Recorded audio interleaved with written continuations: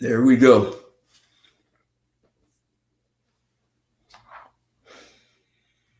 Okay.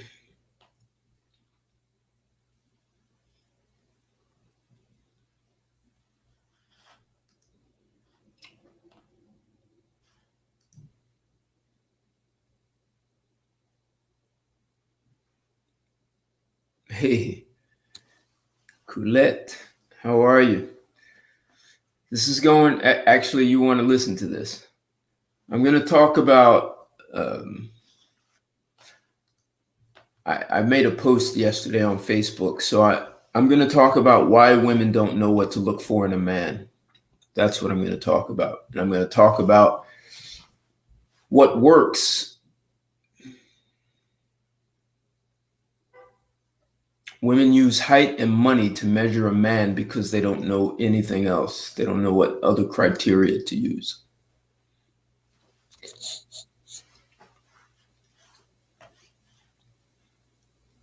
What's going on, everyone? Just doing a sound check. Let me know if you can hear me.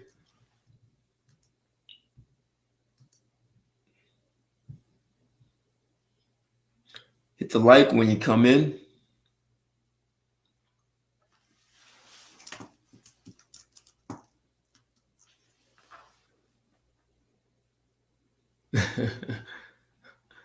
It can be useful for everyone, even men. No question. I'm surprised that people don't really know what they're looking for and don't even realize they don't know.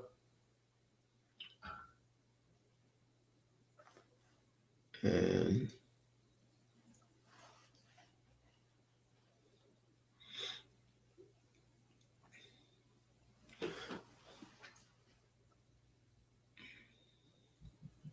yes, women use height and money to measure their criteria for a man. Does that work? Is that why the divorce rate is so high?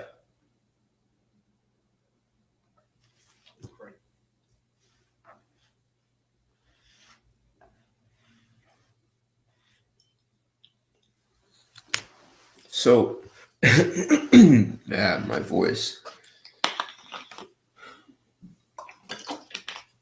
So I asked the question, or actually, I watched a video about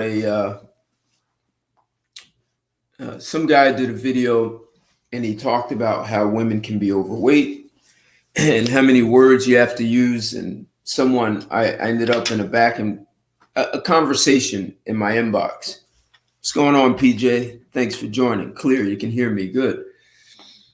And so in this conversation, we were talking about how women do not want to be judged for their physical stature, and a man should just accept them for who they are. And the video talked about how being overweight can be the result of an addiction. It can be an addiction to food. Some people transfer addictions from drugs to alcohol to food to other things. And so the whole point was about, it's not really about the weight, it's what's behind it, decision making and all that. And then I said to him, well, women just use height and money to measure a man as to whether he's a good man or not. And that's troublesome. So I made a post on YouTube, and I asked the question. I said, women use height and money to measure man because they have no other criteria. And it was interesting how so many people took that to mean that women have a right to have preferences. And that wasn't the conversation.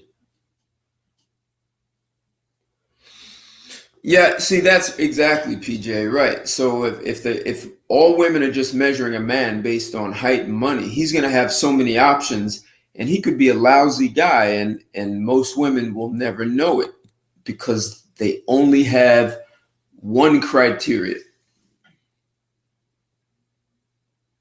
And then I said, well, she has nothing to offer. And a lot of people went crazy. Guys went crazy. Women went crazy. There was one or two women that understood, but the guys really understood what I was getting at.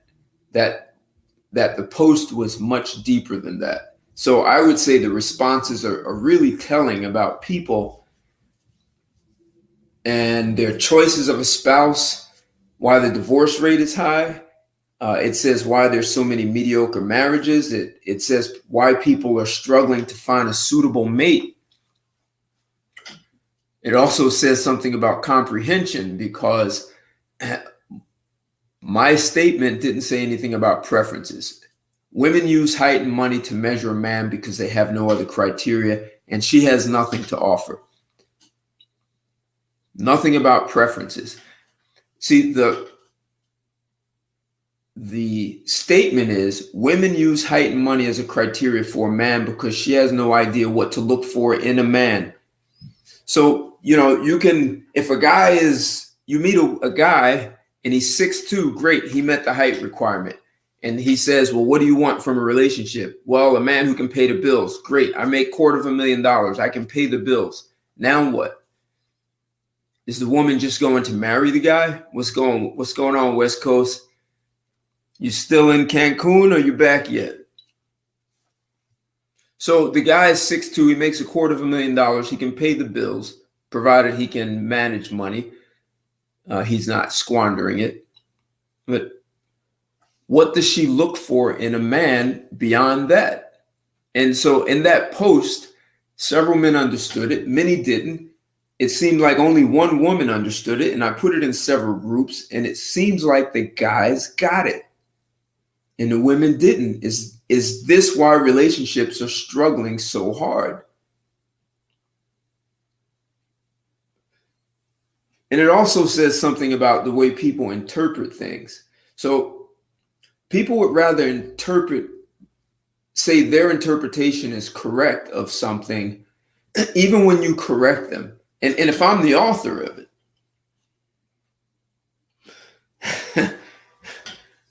wow, PJ.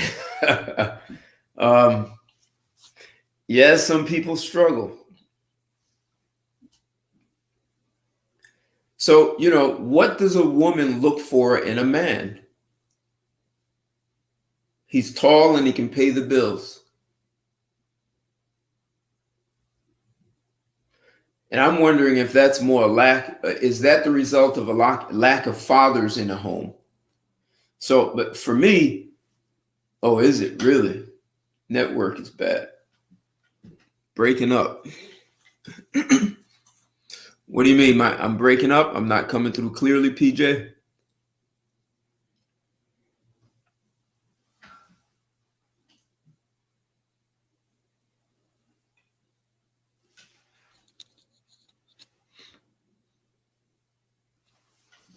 What's going on, Ramadan Abdul? Thanks for joining. What's going on?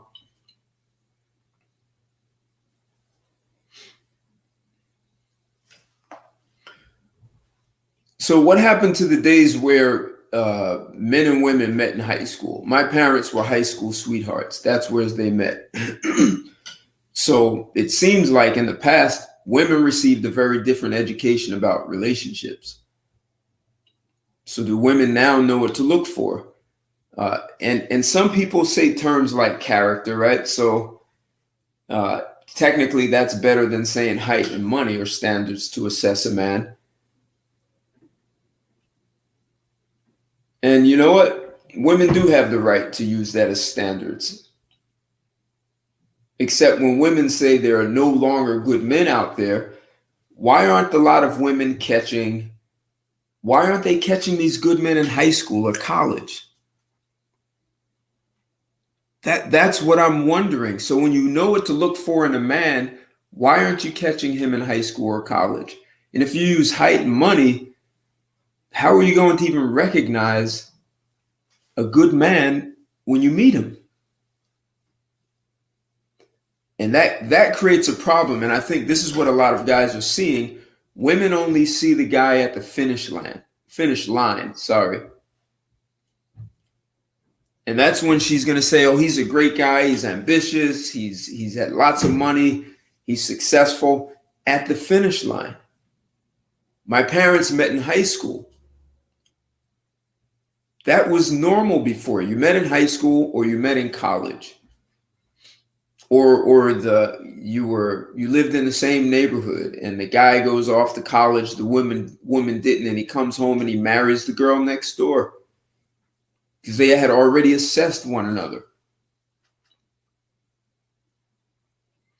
Yeah, women, faceless man. That's a good point. Women don't have the traits to discern a good man, even the ones with the perception of money. Social media exacerbates this. A lot of this well-off guys on social media are broke. and see, that's actually a great point, because the man actually gets to play the woman.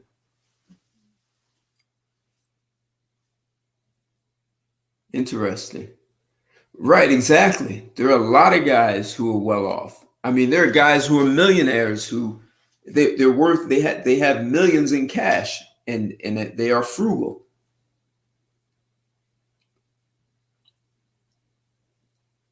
And that's why these women, if they have no ability to discern, they wait for the guy at the finish line and said, "You're the one I want." And that's where I said a lot of these women have nothing to offer that guy. Right. You have goals and stuff. See, so why aren't women figuring out a guy like you has goals and stuff in high school?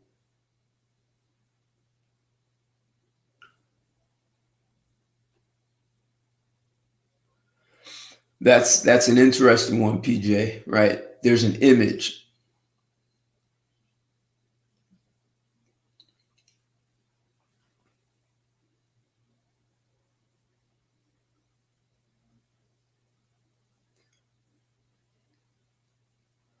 So if women actually knew what to look for, they'd be meeting these guys in high school, college at the least. And meet him in college when he's still broke. So when women say, so here's my question. Why isn't this happening? Women say they want characters like kindness, sweetness, smart, caring. To me, that sounds like they're describing another woman. We've heard this whole thing about men should get in touch with their feminine side. We're imposing things on men to be men, and then tell them they have to be tall and have money. I'm going to read you guys some facts from a book about couples and micro trends. I mean, there may be a more updated version, but I'm going to read you some things from this, from what they call interspatial couples. But I just had some thoughts. So if you think about it, what makes a man good or even great? If you look at Michael Jordan, he was Michael Jordan in high school. LeBron James, he was LeBron James in high school. Now, LeBron James has a wife who caught him in high school. What did she see that a lot of other women don't see in a man? Smart man, faceless man, to be debt free. Exactly. Exactly. Trying to impress people you don't even know and having debt. So if there are men who are like LeBron or Jordan of their profession, they're the LeBrons or Jordans of their profession, why don't women recognize these guys? What's happening? So in a lot of cases, those guys are so committed to their craft, and high school girls are calling them weirdos. And they're missing out on the weirdos who spend so much time focusing on being the best at their craft. And they're doing this at a young age. They don't start when they're 25 or after college.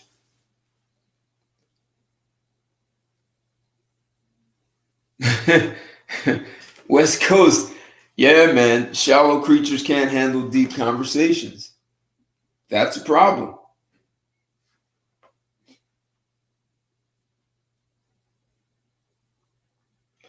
Right. See, faceless man, that's the point. Exactly.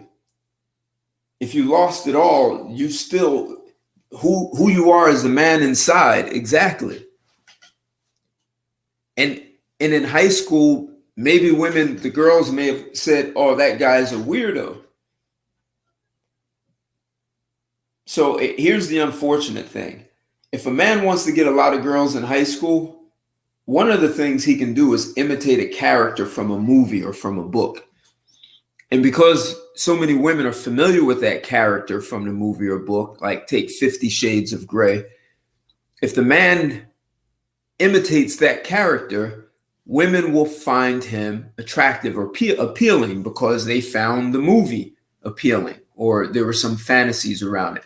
So, and that guy is going to be loved by girls in high school, college, even 50-year-old women are going to like that guy. And some reason, a guy can play a woman like that, and they're saying women mature faster than men. How? How is that possible if all a guy has to do is imitate some character out of a movie, fictional character? What makes a man good? What makes him great? Do women even have a clue? And so when you think about it, you start to see why it's difficult for many men to attract a woman and use looks to assess her.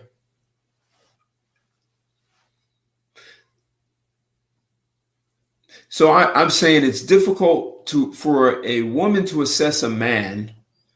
She's got to get beyond looks. She's got to get beyond money. So what are those things?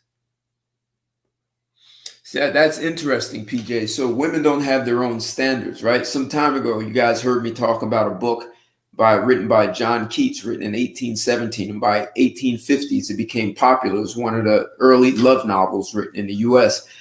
And that book shaped the U.S. culture. It changed the idea of marriage and relationships from a couple coming together to build and create a legacy to romance and a love story. And it changed women's criteria for a man based on a love novel, love story. And so here, look at where we are now, 170 years later. So if a woman is using money and height, she's not looking at you, the man. She's not looking at you. She doesn't even know how to do that, how to look at you, the person, the human being. And here's part of my concern. If she didn't grow up with both parents at home, she won't even know what I'm talking about. And so if you think when women say, well, I want a guy who's loyal, do they mean they want a man who understands? Does she want a man who understands commitment? And a guy who's highly committed started that a long time ago. He may have been a kid playing with science projects, the so-called weirdo, doing math equations. And now he's writing code. And he's a founder, or he's working for a hedge fund, making healthy six figures because he understands mathematics, physics, coding.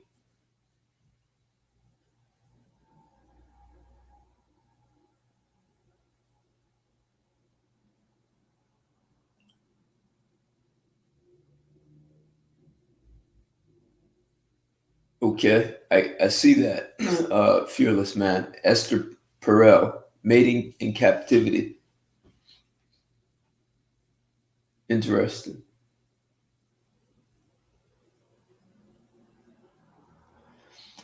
Right, and see, that's where I started, PJ. So, like, my parents were high school sweethearts. And that was very common, either high school sweethearts or you met in college. So that means you had to have an education about how to find someone, how to find a mate. It wasn't like, I don't need anyone. Like the video when you come in, guys. I see you pressure bust pipes and make diamonds. Thanks for joining. Click the like video so we can get up. If you guys haven't subscribed to my channel, subscribe to it. Click the bell. Join in. Always appreciate the support. My PayPal information is in the chat. as well as my Cash App. So always appreciate the support. But I want to bring you guys some information so that you don't think I'm just doing this off the top of my head.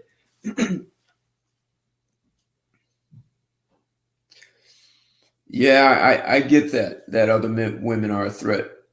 Hey, thanks, Pressure Pipes.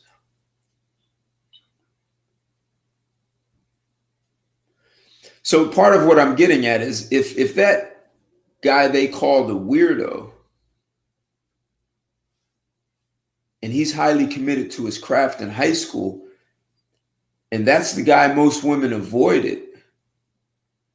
And some of them wouldn't even make eye contact with him in high school. And this is not even a matter of race. Like, just look at a guy like Steve Jobs. Steve Jobs was Steve Jobs in high school, even though no one knew his name. Why are women missing these guys? There are a lot of them. There are a lot of guys. There are a lot of Steve Jobs and Einsteins. They're out there. Why aren't women catching them the way they used to? I understand they were told to try their options, right? Have as many men as you want. And that's costing them.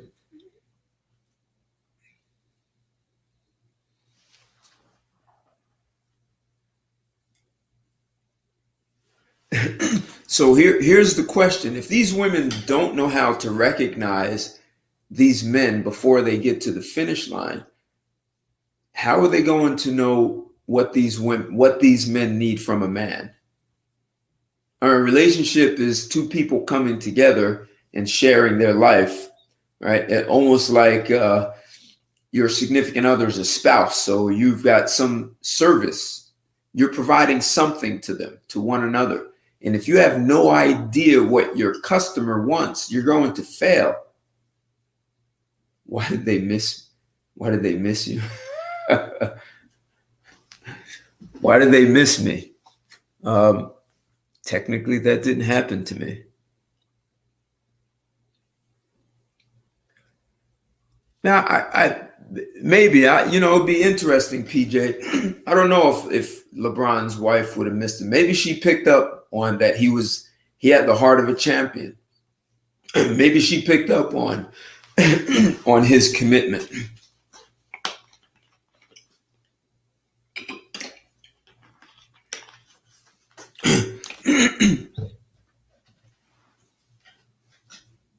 Right. It's a lot of guys who they don't make their earning potential until their late 40s and 50s. So to look for a guy to be making 6 or 7 figures when he's 28 years old, like, who is the guy? What do you look for in a guy? Yeah, LeBron is a winner, and there are a lot of guys who were already winners, even before they graduated high school.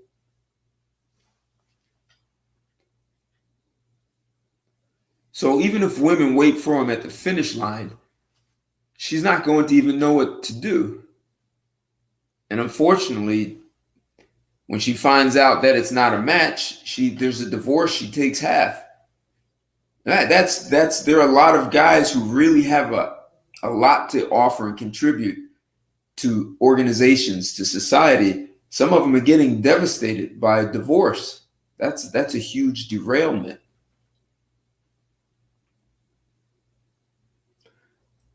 So, and a lot of people may think I'm talking about potential. I'm not talking about potential.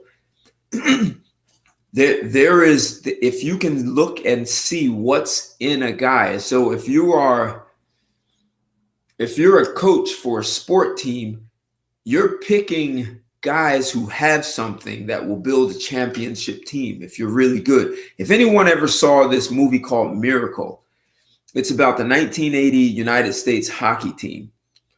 And if you haven't seen it, it's based on a true story. It's called Miracle. And that coach was phenomenal. His hockey team beat the Russians, even though the Russians may have technically had a better team. He beat them because he was looking for something in the man. And that's what this is about. Right? People who hire you, they take a chance on you, they see it. Mentors, teachers pick it up, right? Teachers are picking up on these things. But why aren't we teaching our girls how to pick up on these things? See, what we're talking about ultimately is compatibility, not someone who has potential. Even if you say, well, this guy has potential, like, what's the basis for that? Is that on the basis of a movie? Is that on the basis of compatibility? Is that on the basis of what you think you deserve as a woman? So this is really about knowing what's compatible for you. It means you have to pay attention. As a woman, she's going to have to pay attention to the man as a human being. Can you build with him? Can you support him? And a lot of women say, well, I'm a great cheerleader. Rah, rah, rah. Yeah, men are not looking for cheerleaders. They're looking for women. You don't have to do what he does, but you have to put your butt on the line. Have something on the line with him, on the field with him. And I'm talking about the substance of a man. His ability to earn wealth is a derivative of his substance. And perhaps the problem is substance always recognizes substance. Right. And if they don't see it, yeah, that's interesting with the high schools. Even elementary schools have programs for gifted and talented men and women, girls and boys. And you would think the girls would be thinking long-term like that. And as a boy at 10 years old, you're already thinking about your one day I'm going to get married and I'm going to have a spouse and I'm going to earn income. You may not have the answers, but that's going to happen. You're already thinking about what's going to qualify a woman for you. So you've got to be thinking in terms of substance. And if you don't have substance, how will you recognize substance? And so, as someone said, parents are failing their girls. If a girl doesn't recognize substance in high school, where do you believe she's going to develop that after high school? Like, this is not magic. There's no pill to take.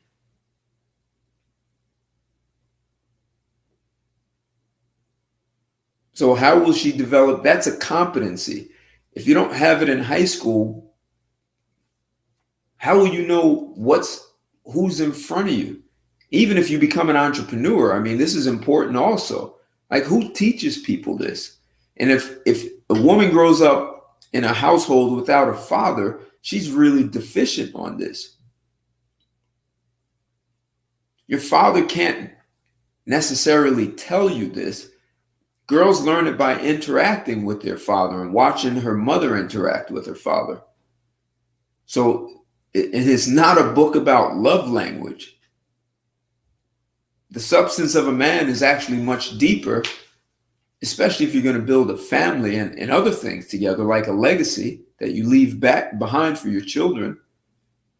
So it seems like a lot of women have bought into the fairy tales that Prince Charming is going to come along and he's going to, on the knight in shining armor, he's going to save the day and he's going to pay the bills and he's going to be this great lover.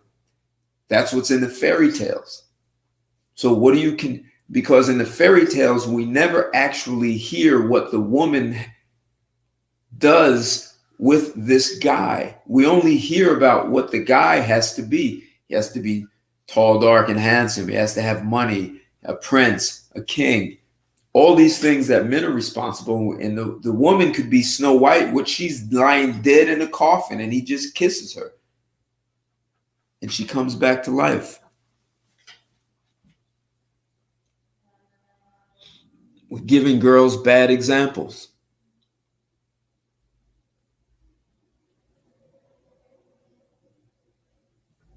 And part of the problem is, and guys, some of you guys are enabling these women. You enable the delusion of fairy tales and movies. And you tell these women, oh, it's okay. Those guys don't understand you. Those men, these guys who enable women don't hold women to high standards. Yeah, exactly.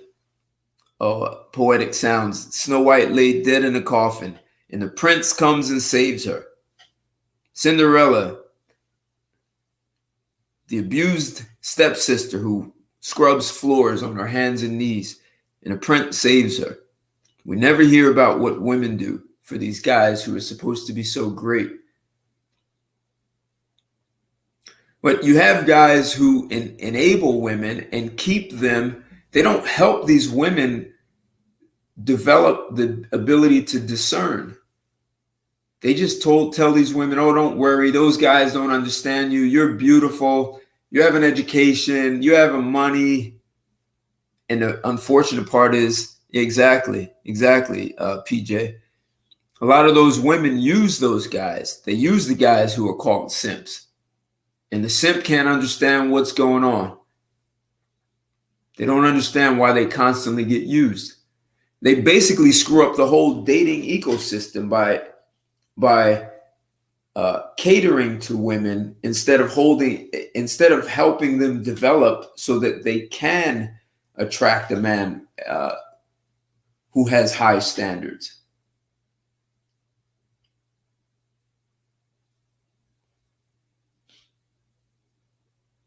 And if she has no standards, she has no standards because she doesn't know how to assess the kind of man she claims to want. Her standard is he tall, nice body, and does he have money? Can he pay the bills? Well, what do you want in a man? And then they describe a woman: kind, sweet, gentle, caring, all of those things. They describe a woman.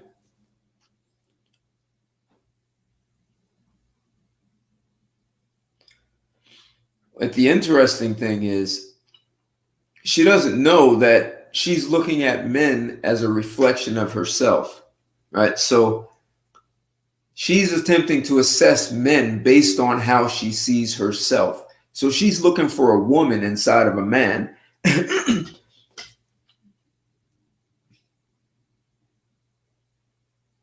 And the funny thing is, women say, where are the manly men? Where's that guy who's going to take care of me sexually? That man's man. Where are they? The caveman. Then they call him sexist. So people usually look for someone who's going to be a reflection of themselves.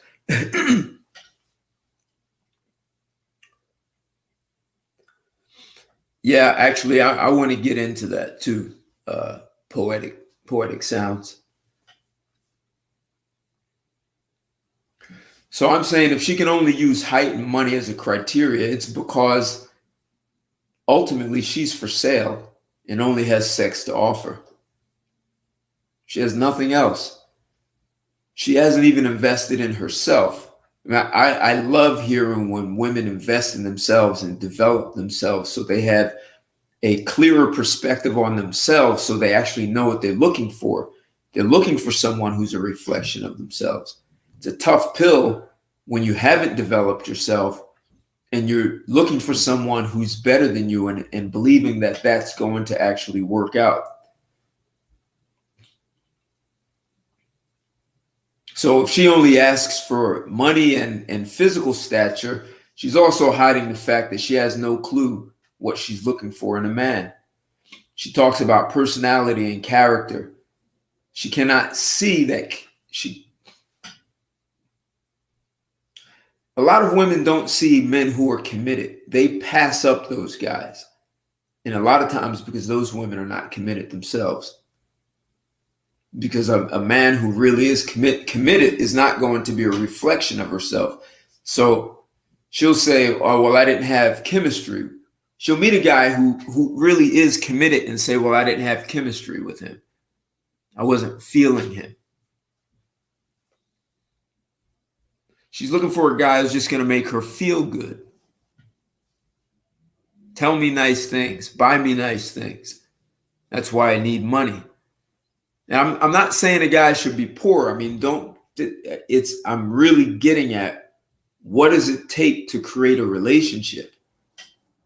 What does it take to create a great relationship that will withstand the test of time? I mean, if women who've been really good at discerning a quality man, if they found him in college or high school and built a great life together and children over time, what did she see that she actually married a guy who was broke and they actually ended up doing well? What did she see that a lot of women are missing?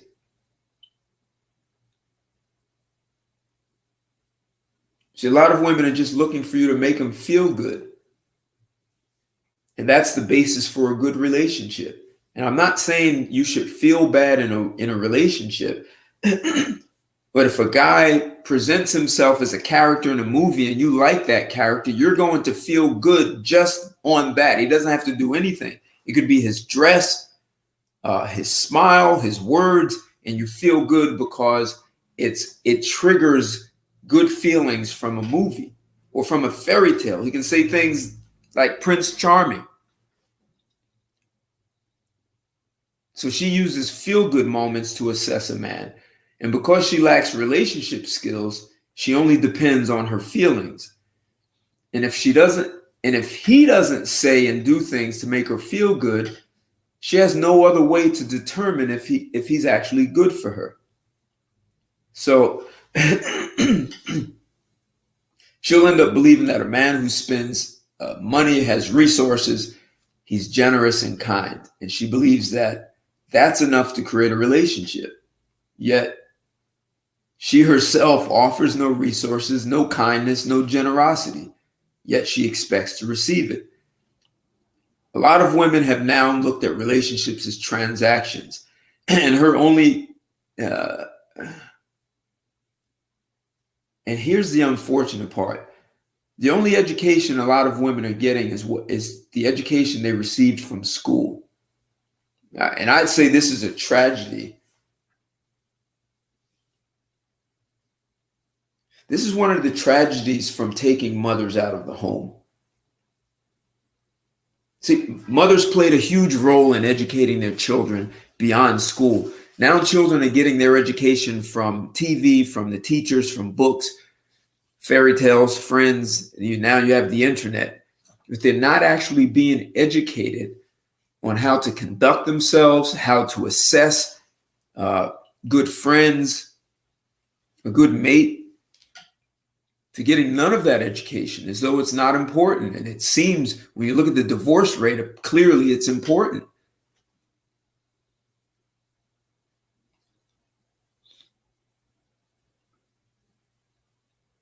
And so basically we're getting both boys and girls who are assessing one another, the opposite sex, based on surface things, on looks, on money. A lot of people can't even spell compatibility. They believe compatibility is like some software program that has to be compatible with your operating system. Except when it comes to humans, there's actually some truth to that. Who we are as people, like your core essence, is like an operating system. And you really want another person who's compatible with an operating system like yours. And so then the two of you can download similar software without the other person crashing. So our core, our core being, the essence, like the core of who we are, really is like an operating system. And everything we encounter falls, it is perceived, interpreted, handled, avoided based on the makeup of our operating system as a person. And if you meet a person and your operating systems are not compatible, it's going to be very difficult for the two of you to grow through life, because as you go through life, you're going to see things so differently. You're going to be at odds with one another. One of you is going to crash in the relationship. One of you is going to download some opportunity, something in life that is not compatible for the other, and they are going to crash. It won't be right. They're going to want out. Or she's going to withhold sex, or she won't communicate. You're going to get a divorce. So ultimately, she's not qualified to be compatible. So now let's look at the flip side of that. So what does that say about a man who chooses a woman who's not compatible?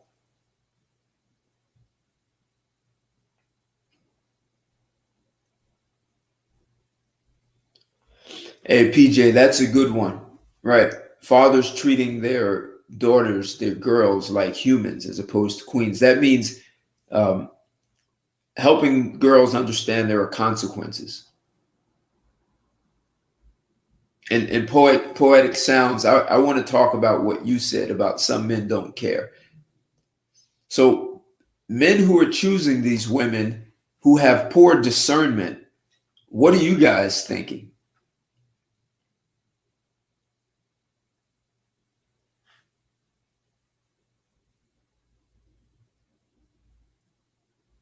What are men thinking when they're choosing a woman just because she has a nice ass and tits, and you think the little coochie is going to be so good, and that's how you're going to build a relationship until she has you in divorce court or child custody, and child support.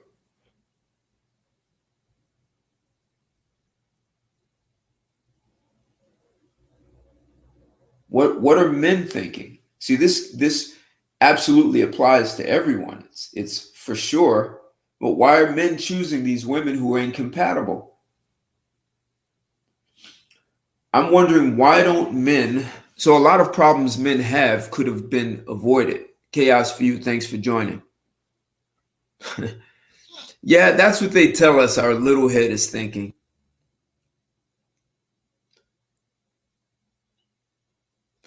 I think we need to kill that conversation altogether. Maybe as guys are not being taught discernment also. And we're being bombarded with commercials and magazines and movies of, and the Instagram models. And yes, we like pretty faces and nice bodies. We all do. Some I understand. Some guys like overweight women. I understand. But that's still based on the physical body.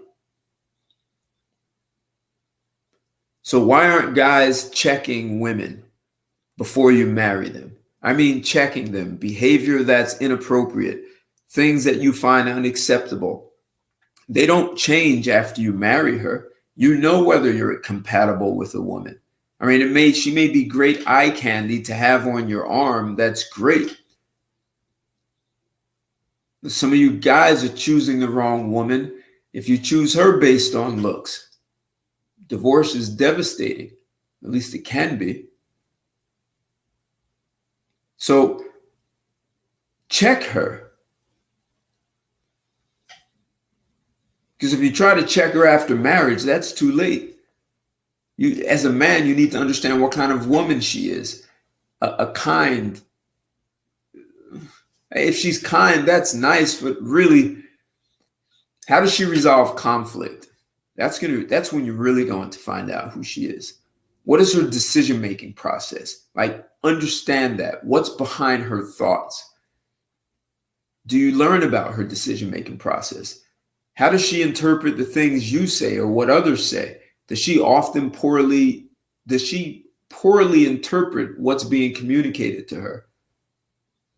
And that gets back to the whole operating system, right? So it's like your operating system is interpreting what's going on in your environment. And if her interpretation is way off, look, having someone who thinks exactly like you isn't always necessary. Except if interpretations never complement one another, you could end up at odds and who's smarter and who's more right. What's going on, Silent Lamont? Thanks for joining. Thank you. Thank you.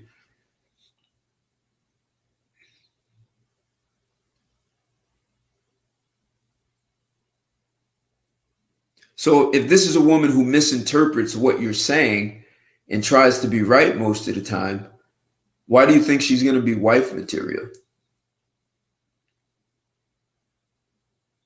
Like, if she's misinterpreting you often, how is her presence in your life going to make you a better man? Pretty faces and bodies are not enough. And I know you guys know that. But what kind of person is she when no one's watching?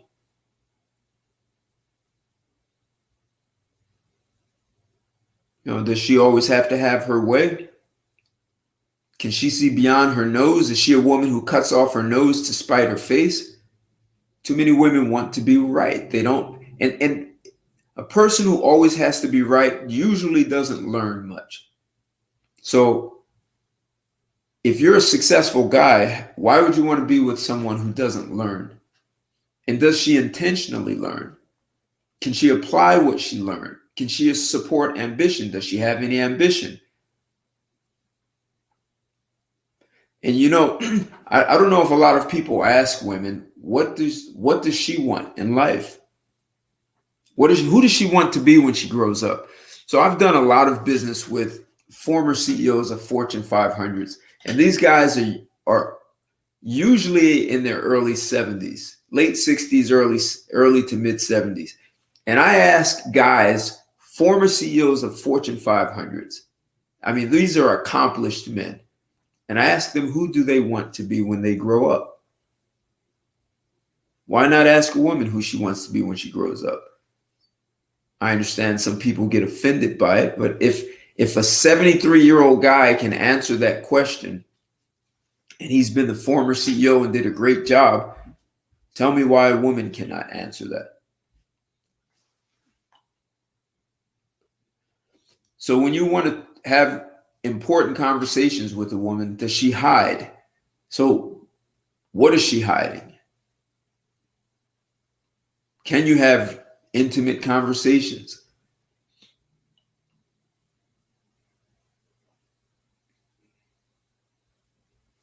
And if what I'm also saying about checking women, if all men checked women, all of you, it would stamp out this whole false sense of security. And if she runs after being checked, let her run. Hey, country boy, let her run. Let her run to another guy who's going to check her.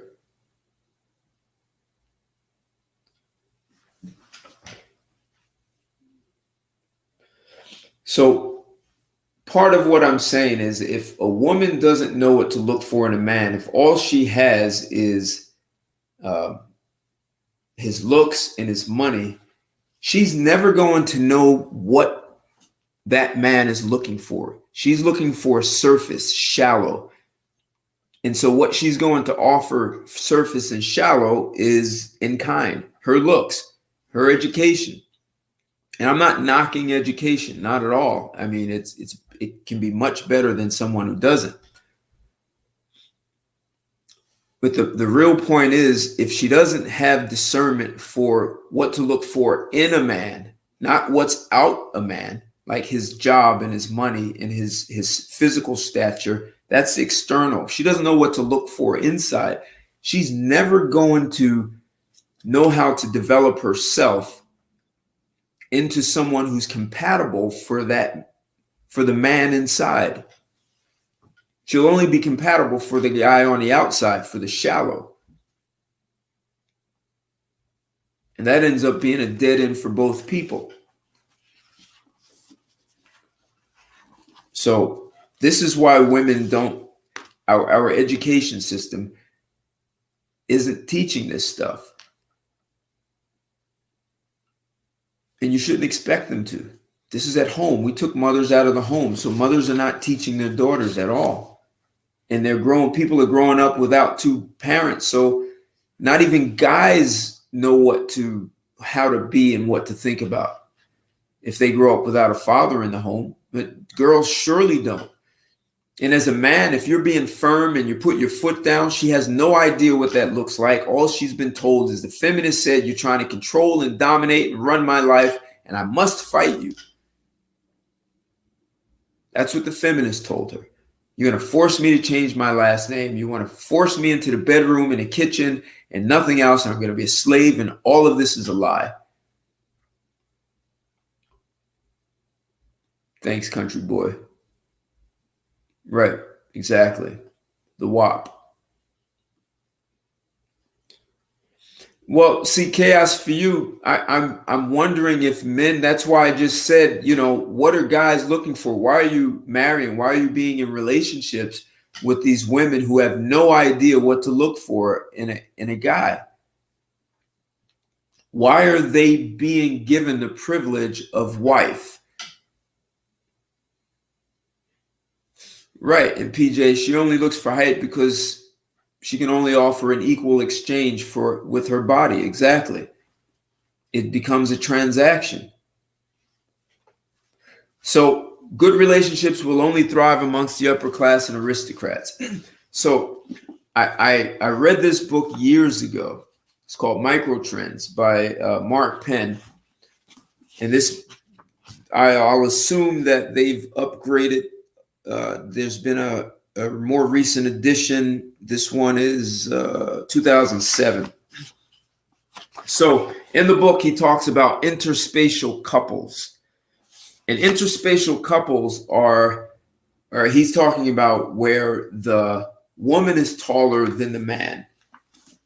And I just want to read a couple of things that are very interesting here.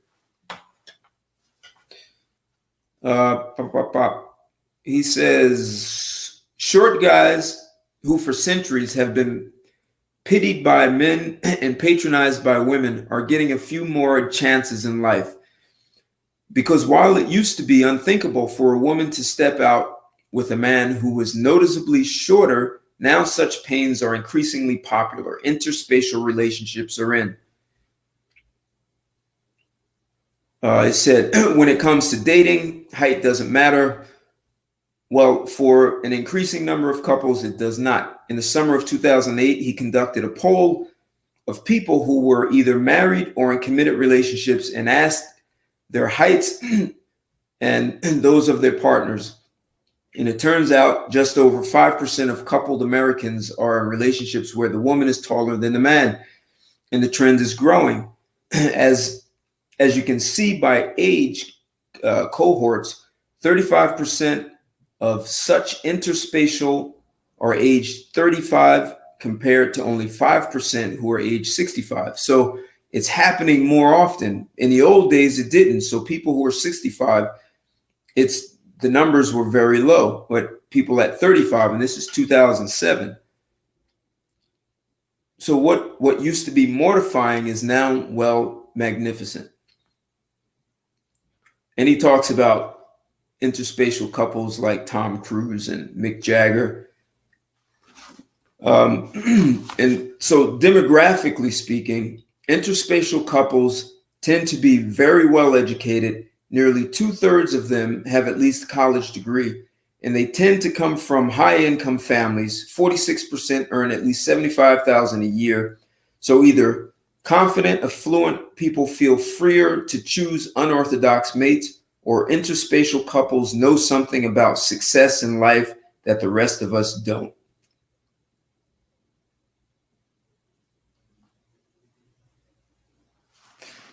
So for a woman to choose a guy who is much shorter than her, she's not looking at height.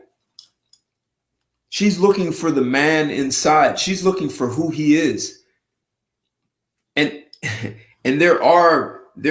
this is happening more. This book is called Micro Trends. So he's looking at trends that are very small and he sees on the uptick. So back in 2007, he saw that growing. I'm not what you consider a tall guy. And I hear people talking about these non-select guys who are either short, or they're tall and they're awkward and nerdy.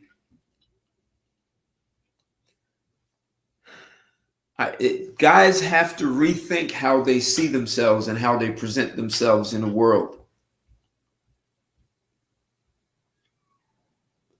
I mean, I've personally dated women who were taller than me, 5'8" and up. I've dated women as tall as 6'2", and they looked at me as a man, who I was as a man. I had to qualify as a man. I've dated women who were 5'10" and said they swore they'd never ever date a guy who was under 6 feet.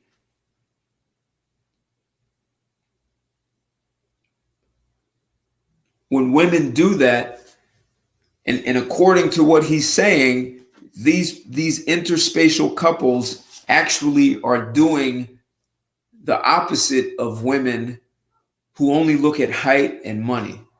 They're actually looking at the man, the human being. Who is he really? Is this compatibility? Yeah, and Crystalline, you actually understood what I was saying. So thank you. You commented on that post. So who is the man really? That is how relationships work. And if people are meeting in high school and college and staying together for 30, 40, 50 years and being successful in their lives, they're looking for something else, and that's compatibility. Why are so many people missing that? Is it because the father is missing from the home? Is it because the mother is working and is not educating her children on these things?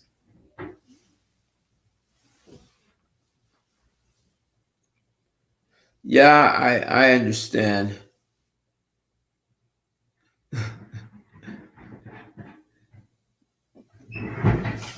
That women are looking for sex, great sex. I understand that. But women also, no man is going to just do it to you. You can't be Snow White just laying in the coffin saying, do it to me. You've got to be a good lover also.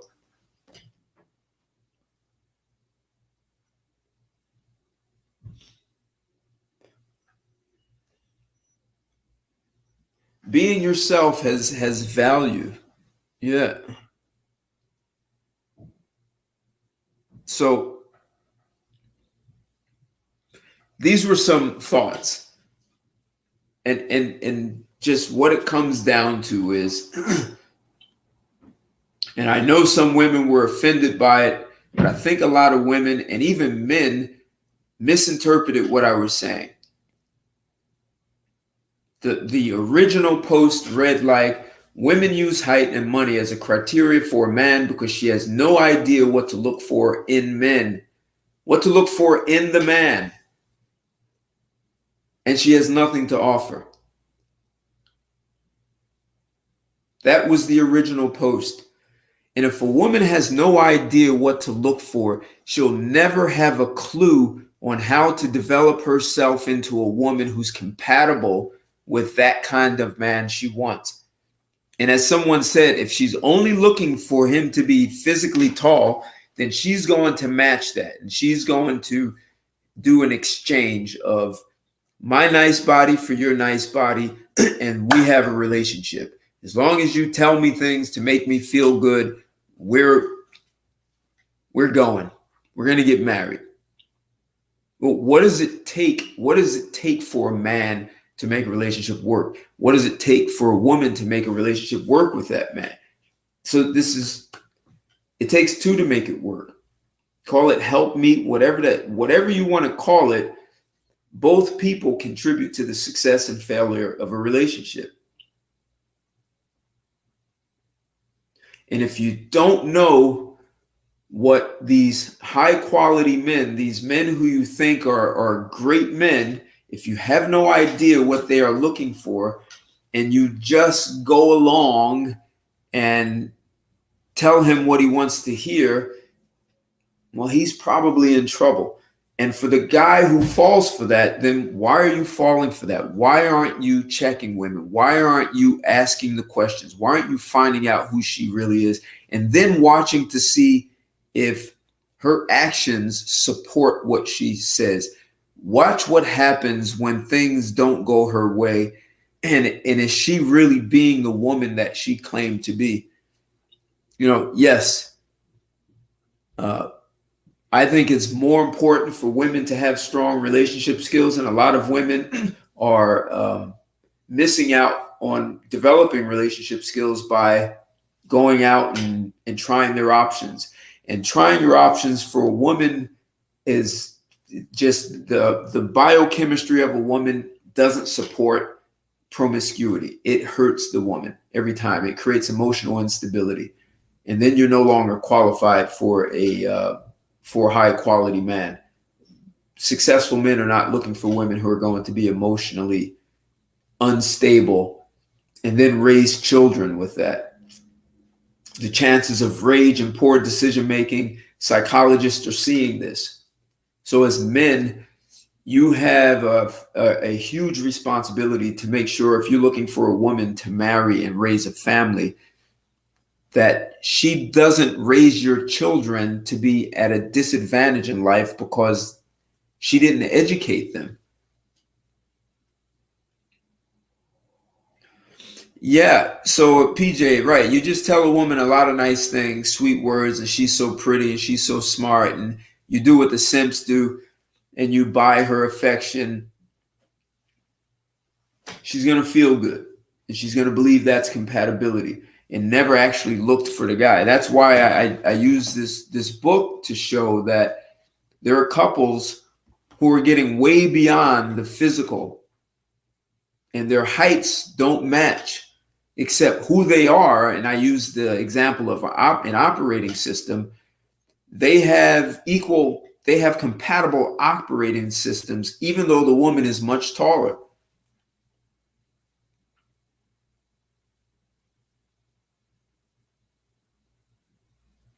Conan, Mad Max.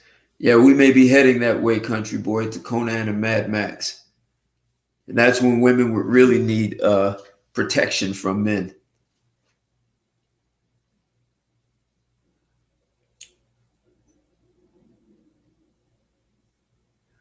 Well, it's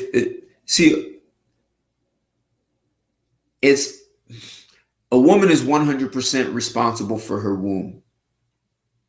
Like there's no way around that. So if a man is not compatible, she shouldn't be getting pregnant by him. And she shouldn't be getting pregnant by him until she knows whether he's compatible. And optimally, she gets married.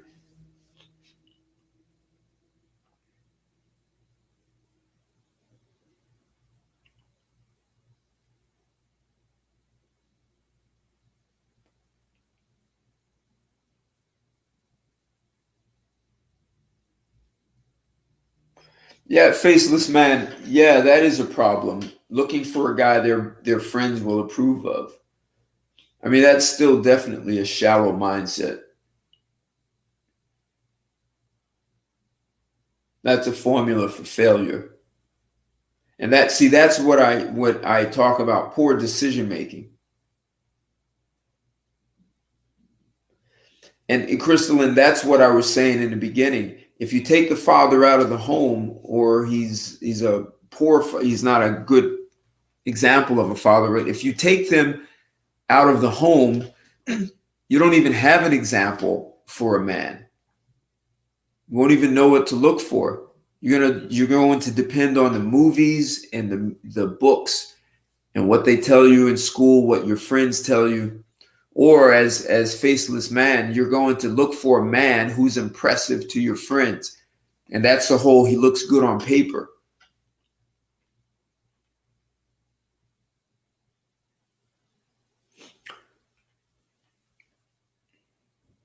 PJ, there are a lot of women who do earn their own money, and at some point down the line, they see they made a poor trade-off.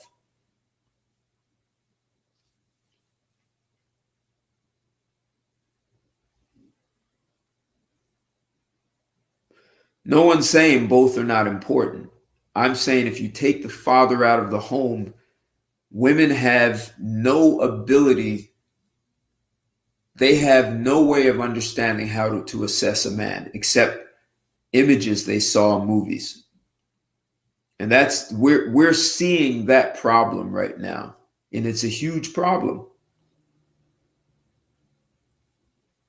And for guys who don't have a father in the home, they also have no idea how to present themselves and how to assess and interact with a woman.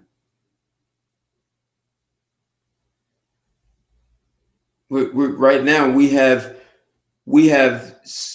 a lot less cases of when the mother's missing, and when a single father raises the children without a mother, they do a much better job than a single mother.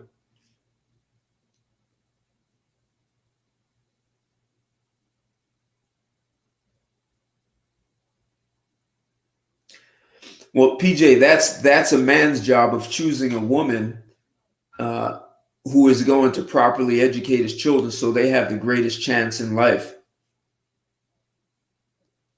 Otherwise, see, if you're going to marry a woman and then just leave the children in daycare, that means the daycare is teaching your children, and you have no idea what your children are learning and how many ways their brain is being influenced. They are storing, the brain stores everything. I mean, there's research that shows if you are getting, if you're getting operated on in the hospital and they put you under an anesthesia, you're out. Your brain is still storing all the conversations, everything that's happening around you. The brain is amazing. So when you send your children off to daycare, they are absorbing everything and they are learning what you would call values of the people taking care of them. And that may be putting your children at a disadvantage.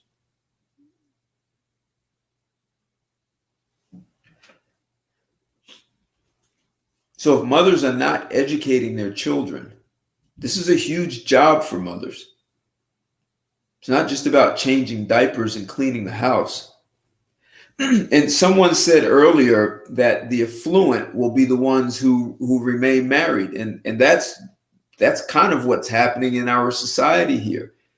And those mothers create an environment so their children can learn. One of the things they're after is the mothers, the father for sure contributes, but if the father goes out to work, even if the mother works, the mother knows she is responsible for creating an environment where her children can be educated, because they're looking to create children who have higher IQs and can be more accomplished. And if you are raising children in a single parent home, they're going to have a difficult time competing with those in a 2-parent household. What's going on, SW? Thanks for joining.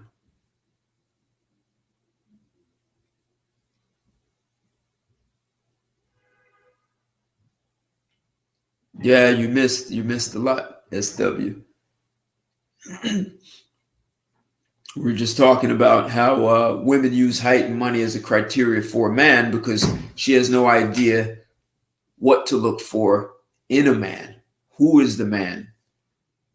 And as a result, she has nothing to offer because she doesn't know what to look for and how to develop herself. Yeah, the father needs to set boundaries, not just for the children, for his woman also.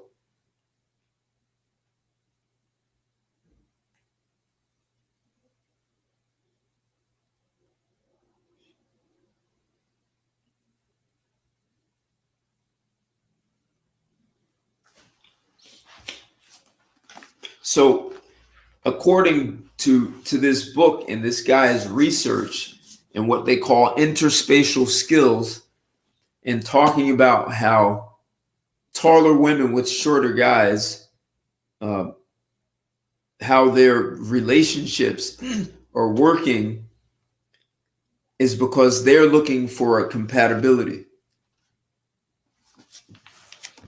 They're not looking for a dopamine high where the person just looks good and tells you nice things.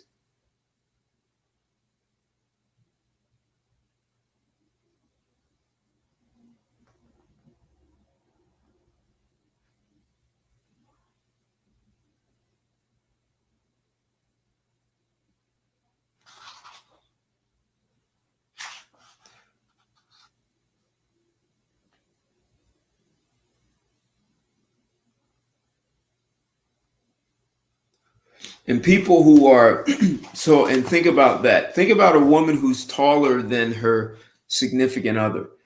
She's not concerned about what her friends are thinking.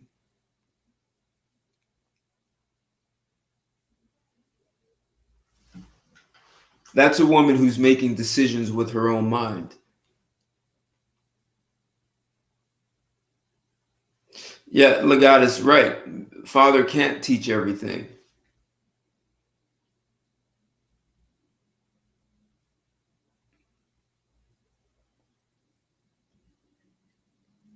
That's interesting, PJ.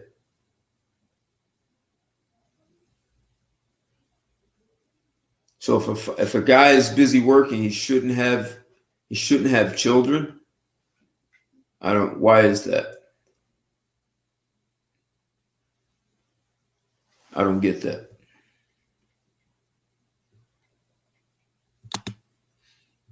ASW, thanks, man. Love it, Samuel. Thanks for the $5 super chat. Appreciate it. Always love when you join.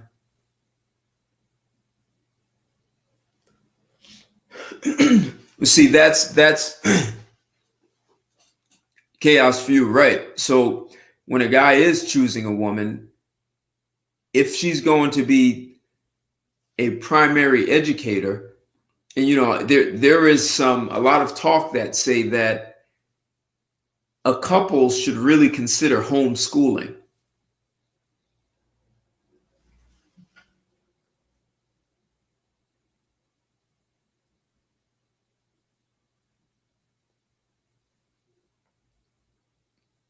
I mean, there are all kinds of studies that show children who are homeschooled are more advanced than their peers who go to public or private school.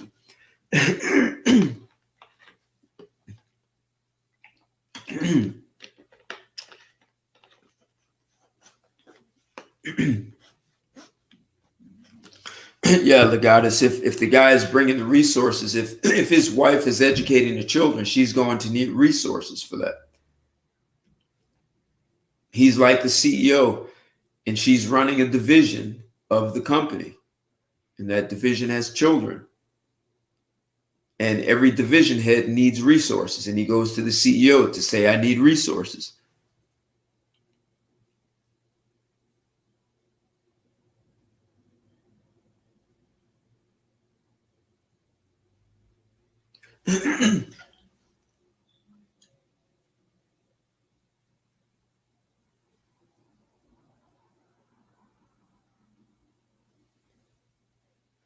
Why do you say that, PJ? How is a single father the same as, a working father the same as a single mother?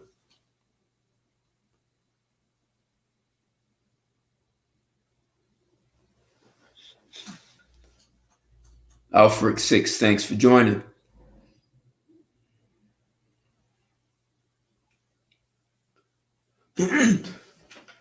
Well, if they're both working, actually, if you speak to teachers who are much older, they will tell you that decades ago, when women were home, women held the schools accountable. Mothers came to school and said, "I don't like what you're teaching my child in school.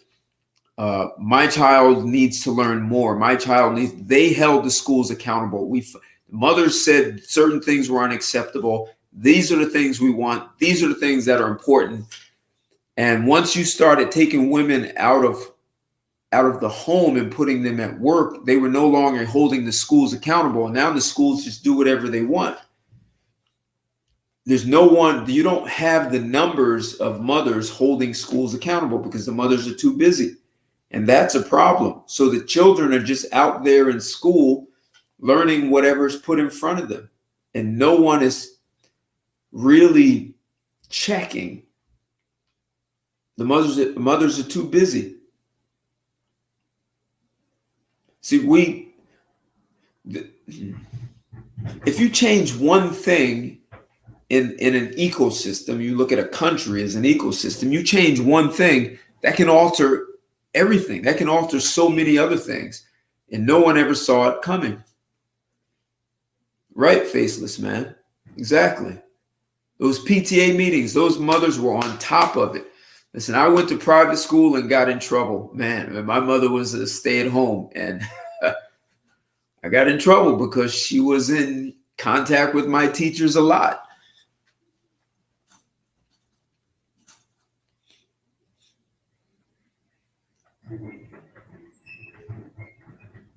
Yeah, that's a good question, Legatus. Why should man do both?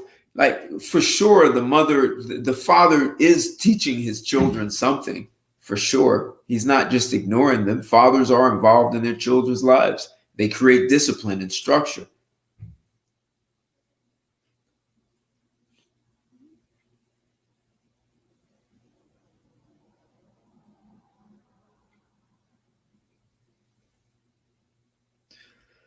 Interesting chaos. They're being raised by the village idiots instead of the ones whom should be teaching.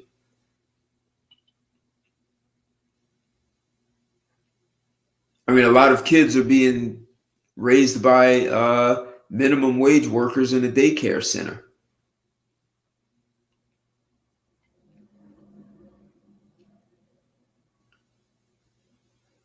And you know what? Yes, Legatus, the father plays his role. But even if the father is traveling a lot, I've met women who have told me that their fathers worked a lot, and they knew that their father's way of loving them was providing the resources so their mother could stay at home and take care of them. Children understand this. They may want more time with their father, and they'll appreciate it. Hell, just look at how children react when daddy comes home. They go crazy. They run to the door. No question, the parent who has more contact with the child has more influence. In fact, you think about it, from birth, from the day you're born until 7 years old, there's a huge amount of influence from your mother. Like an enormous. And I'm still doing research on a very, very controversial topic. And I'm looking at how mothers influence their children to become people that a lot of us are not proud of. People that don't do the nicest things in society. So I'm still doing research on that.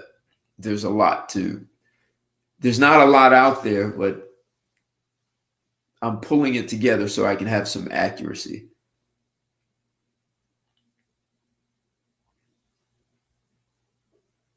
Yeah, and that father becomes like a solid rock to stabilize. Listen, we as much as we want to say men and women are equal, the way women get more emotional, having a father with a stable mindset is beneficial to the mother also. Women don't handle stress the same way men do. In some instances, women do it well, but when there's women, just the statistics don't show that women have the biochemistry to handle stress the way men do. Women will avoid it, men will go towards it and resolve it.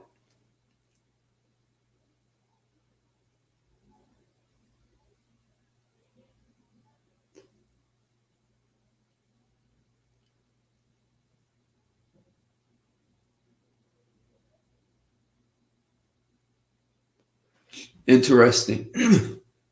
Crystalline, that's interesting. So the father of your child has a profound and strong influence on the child. That's very interesting. I think that happens more often than people realize. Hey, SW, thanks again for that super chat. Thanks a lot, man. Thank you. Love your support, man. Thank you. And you and I are going to have to catch up and have a chat soon. So you guys may have heard me tell this story before. I was in a supermarket and I watched this Latino, a Hispanic couple, and the mother was telling her two children. The boy might have been 4 years old, maybe 3.5, and the girl was about 2. And the mother was saying, "Niños, come." She was saying, "Come, children, come, come." And they ignored her. Man, they were just wandering off, going over to produce. And the mother was going over to the cash register to pay, to leave. And I watched her keep saying, and I could hear the strain in her voice. She wasn't screaming, but you could hear the frustration. And the father, when he saw that, he came over, he said, "Niños, ven acá." He said, "Children, get over here."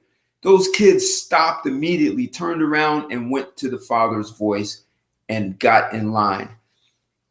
That is what so many households are missing.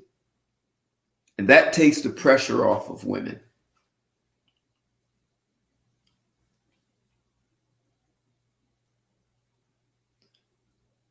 And so, yeah, you know what? I wonder, I've had people debate with me about this biochemistry. So people say dogs can smell fear. Well, we also talk about these pheromones that we can smell in another person. Some of those pheromones turn us on sexually. Some of us may have fear. I just wonder, when a father says something firmly, if he's secreting some biochemical that the children smell and know they have to respond to it immediately. I think human beings are more complex than we realize.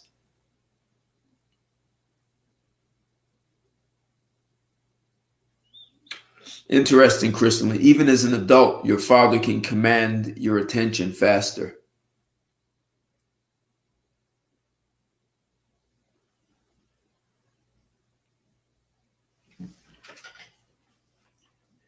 Children need both.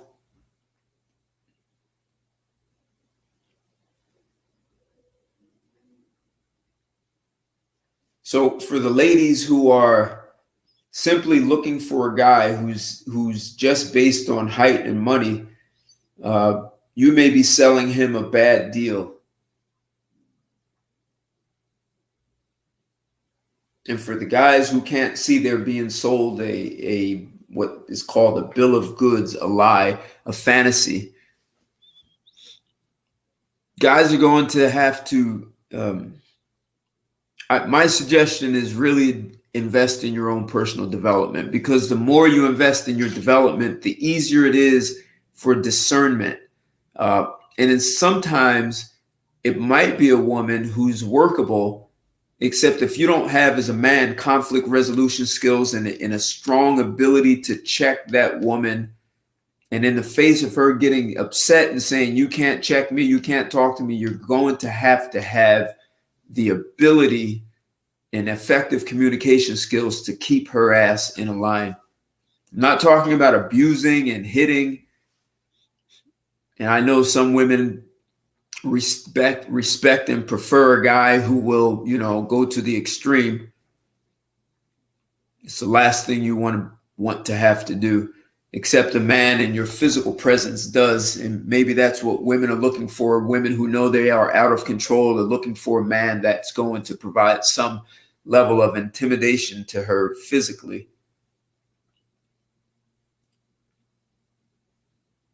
And if that's what she's looking for, that may be a woman who already knows she's emotionally unstable and she's looking for that guy to stabilize her. That could be a nightmare for a guy who wants to accomplish things in life, because he's constantly having to keep her back in alignment instead of having a woman who can support him to move forward.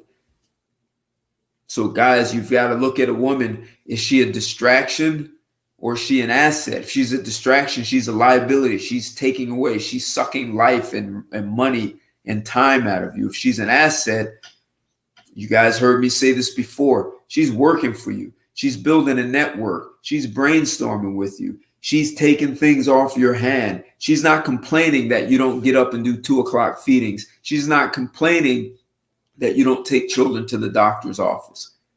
And if women learn at a young age what to look for in a man, what makes him ambitious, does he have integrity? Can he communicate effectively? Does he listen? Does he do the things that he says he would do?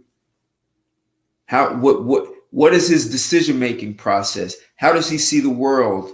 How does he see education? And I mean, I don't care if it's formal or informal education, a man who constantly educates and develops himself, how does he take care of his body? All of those things, his care.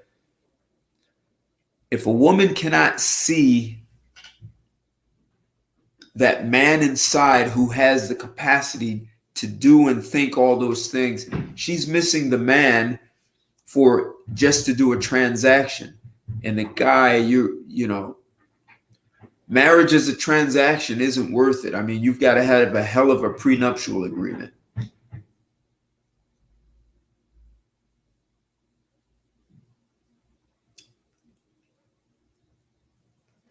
Right.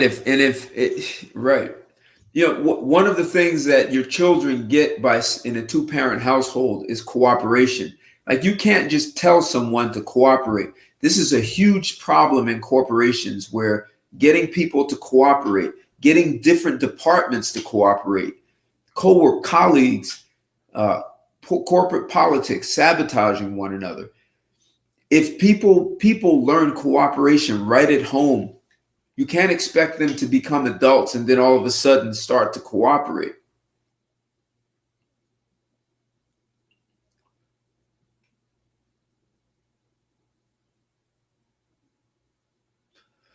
Yeah, Nelly, no, definitely. Yeah, for me too. If my father, in fact, if my mother told me that if she told me to do something and I didn't do it, she said, "Don't worry, I'll tell your father." Man, I didn't want my father to handle me, so I would do it. She never abused that. Exactly, Legatus. I didn't see you wrote that. Exactly. I'll tell your father when he gets home. Those are powerful words.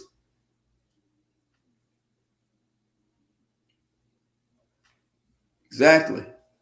It keeps law and order. And you'll hear, I've spoken to women who are married with children, and the children get a little antsy throughout the day. When daddy comes home, it calms down.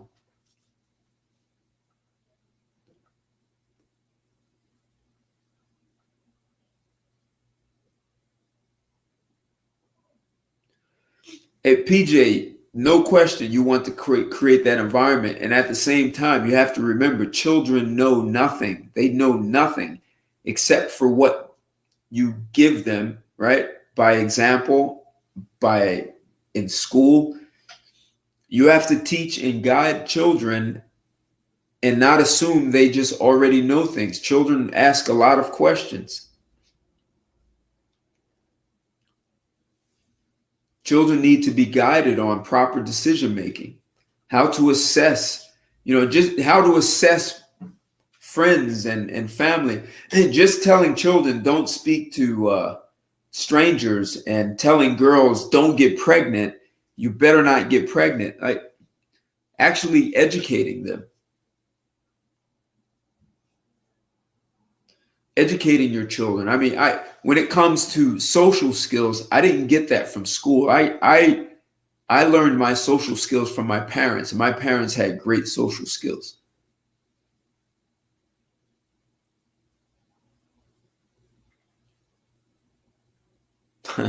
Interesting, Nelly. Now, exactly. When daddy came home, when I was small, my brother and I used to jump on sit on his foot and just hold his leg, and he'd be walking in a house with two children. He didn't even get to his wife yet. He's walking. He's got one son on one leg and the other one on the other. Yeah, daddy's home. If children not having that experience is unfortunate. And I understand it's normal now.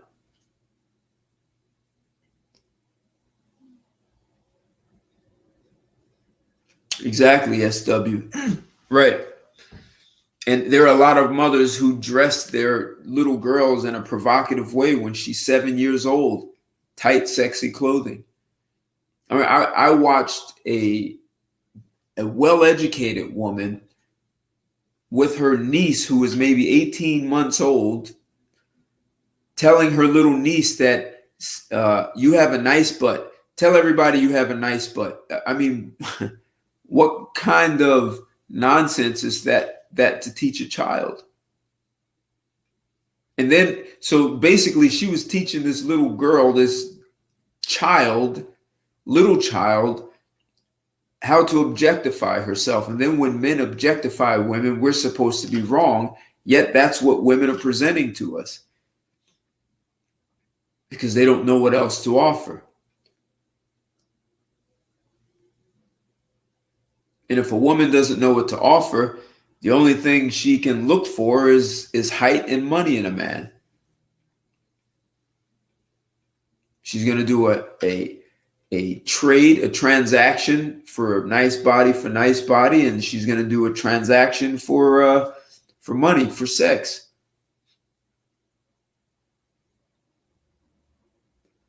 No, I'm not saying women should avoid that, height and money. I'm saying that if that's all you have, if height and money is all that you look for in a man, you're going to have a false sense of security as to what to offer that man.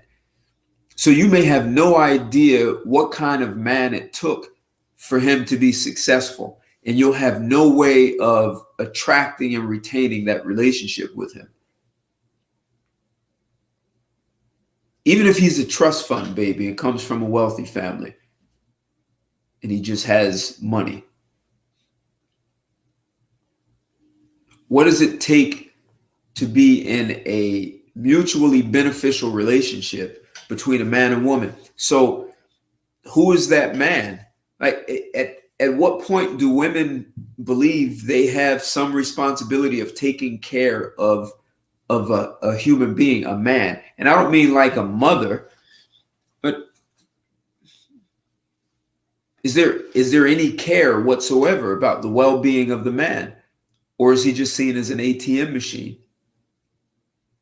I mean, why would you need that woman? I mean, you can just pay for an escort, and if you want children, you pay for a surrogate mother.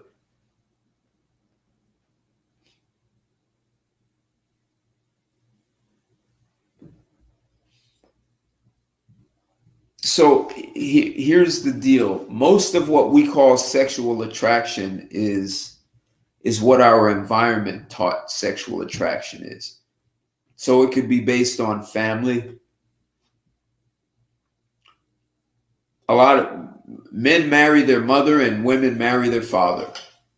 And so if a woman has no father in the home, she's figuring this out by other examples in her environment or the media.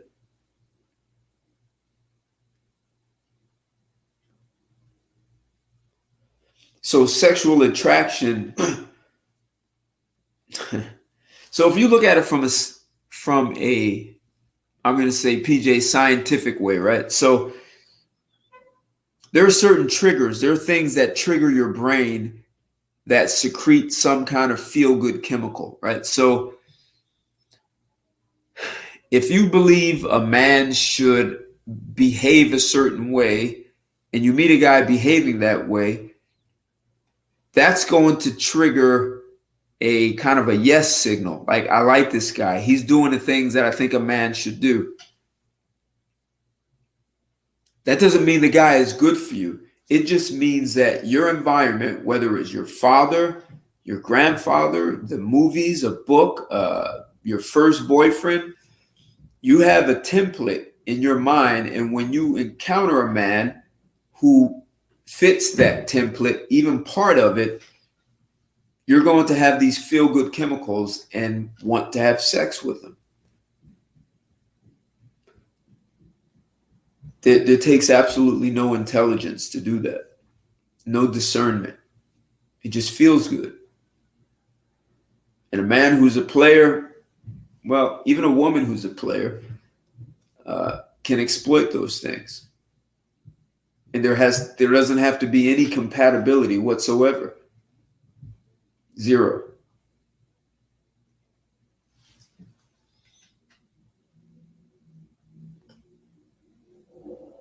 So I wouldn't say it's anyone's fault.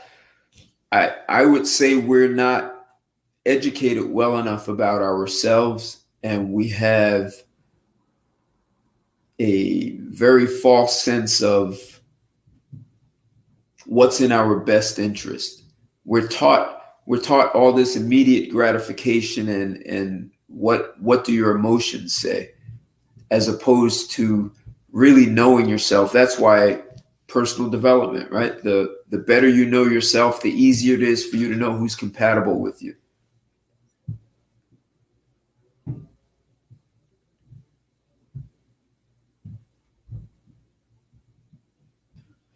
Right, exactly. Right.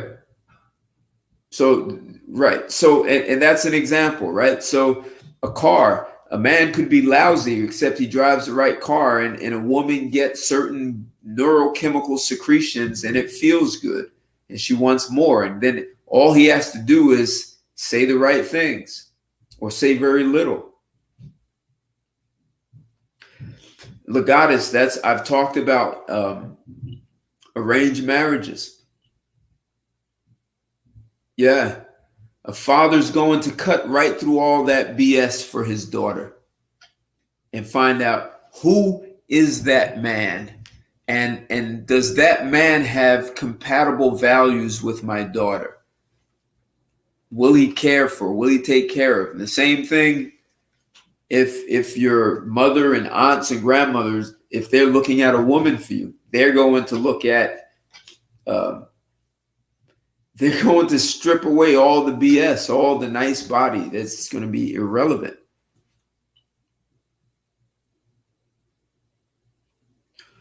Yeah, that's a good way to put it, PJ.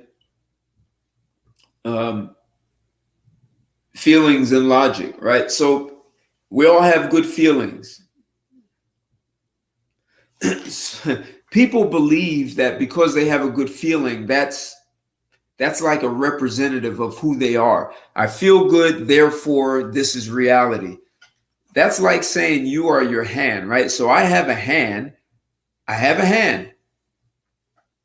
except I'm not my hand, even though I have a hand. And my hand doesn't make decisions for me. So letting feelings make decisions for you is, in it, you may think I'm stretching this, but it's kind of the same as letting your hand make decisions for you. You have feelings and you have a hand.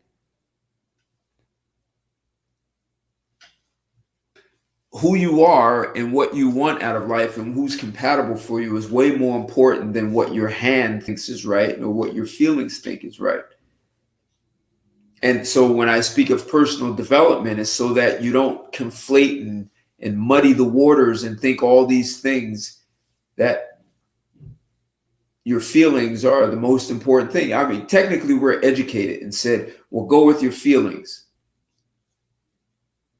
And people end up in bad situations.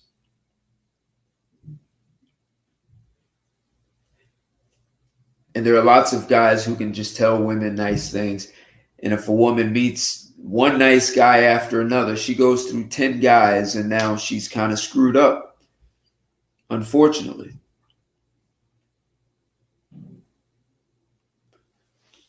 And so the 11th guy who comes along, he may be the right guy, but now she's kind of screwed up. And the 11th guy doesn't turn around, so she just gets passed on to the next and the next.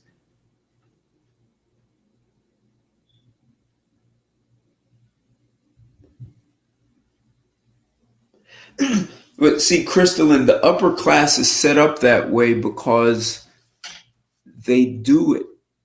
Like, no one can force you to live within certain social constructs.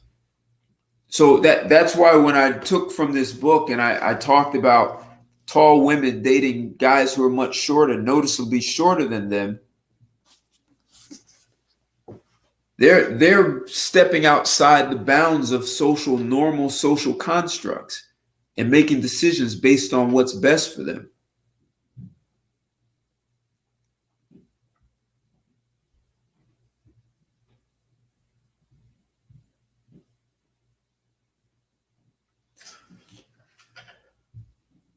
Why do women have bad choice in terms of looks? when they try to hook a guy up with a woman. Oh, I've I've met women who told me, "Oh yeah, this woman is really attractive," and when you see her, it's like, "What the hell are you talking about?" That's a really good question. Usually, women say another woman is beautiful, and it's just not the case. Maybe what they're thinking is she has a beautiful personality. Uh, so in this world of where in the business where people have businesses where they're matchmakers, they match people up, and there's a huge problem in that business where the women who are the matchmakers are upset that men have.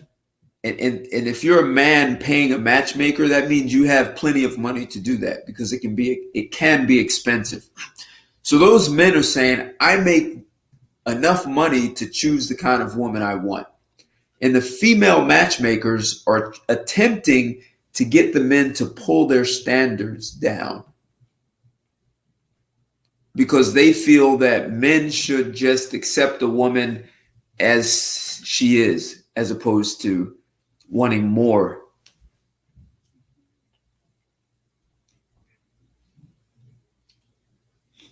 So I'm not sure if that's I'm not sure if that's like women being on code or something, but I have noticed that. Yeah, women will set you up with a friend who is not that good looking.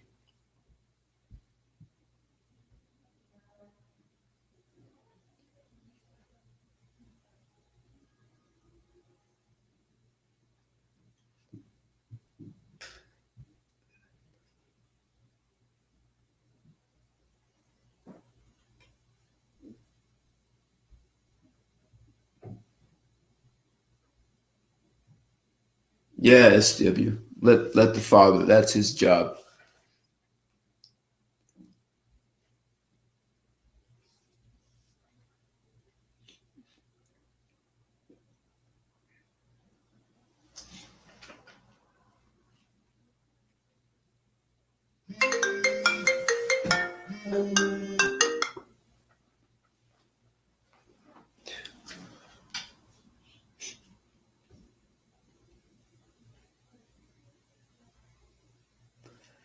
Yeah, and maybe I also wonder, PJ, if they have sympathy for their single friend who's having a difficult time getting matched up. So uh, perhaps too much sympathy, and they are believing that if they hook this great guy up with their unattractive friend, that their friend is going to be happy, and they look like a hero. It's and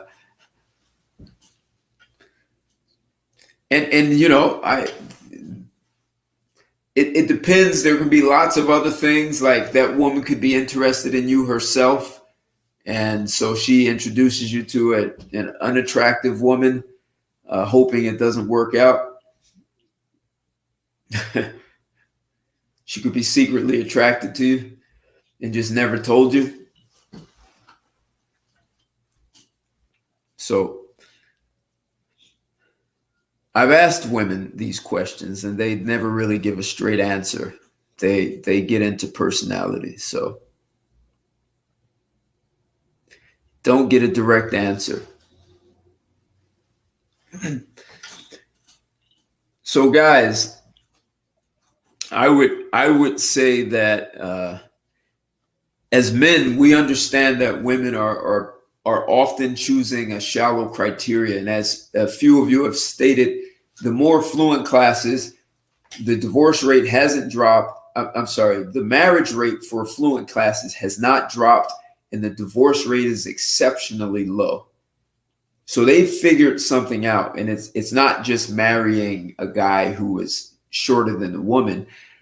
They are often looking for the guy. A lot of them are meeting in college. They meet the guy when he's broke, he has nothing, and she sees that he has something to offer beyond money, and he has the capacity for earning money. And I think that's the thing, that it's almost criminal that women are not figuring that out when they meet guys back in high school. And for all the women you have daughters, you have nieces, you have grandchildren, you have goddaughters. Why aren't you educating these girls to know how to look for a man, like who the man really is? Why aren't you all educating them? Why aren't you looking out for them? Why do you let them go out blind with no guidance or direction except for how tall he is and how much money he makes? And if he seems like he's the guy in the movies, I mean, you all are putting them out there. They're going to get run over by trucks, by men who are tall and have money. And then you're going to say, well, men are using them. But the deal is, they don't have anything to offer those guys.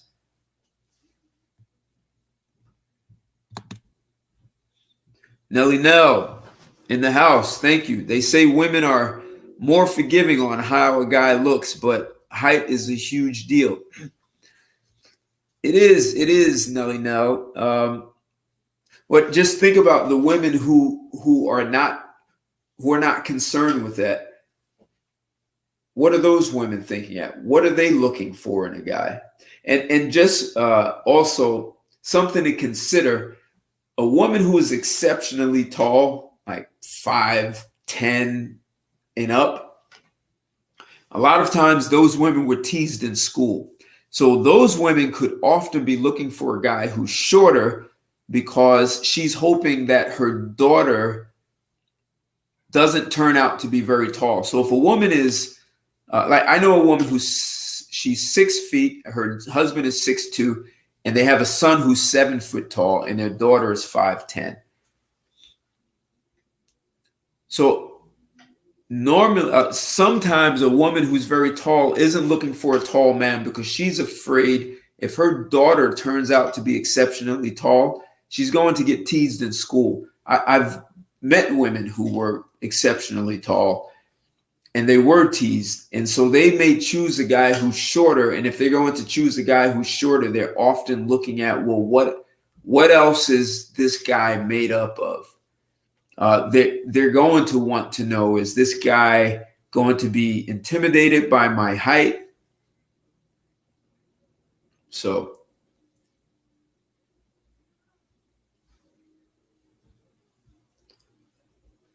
yeah, there are.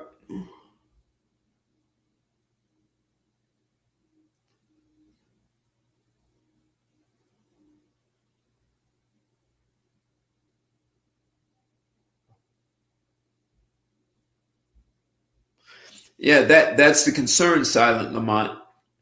They're not only are they not important to those women, those women have no idea how to be compatible with that. So, and I'm wondering if the easiest thing to do is to just find a guy who looks good to your friends and family, as opposed to a guy who's compatible. That's priorities will be all screwed up. Well said, PJ. In affluent classes, women realize early enough that narcissism doesn't go very far.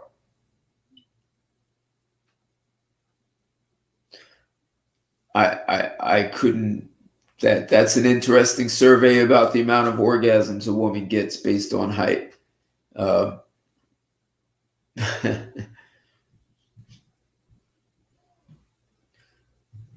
Yeah, that's another thing. Limited options, but yeah, 6'7", that's tall. I have a cousin who's 6'5", and he dated a woman who was taller than him. She played volleyball.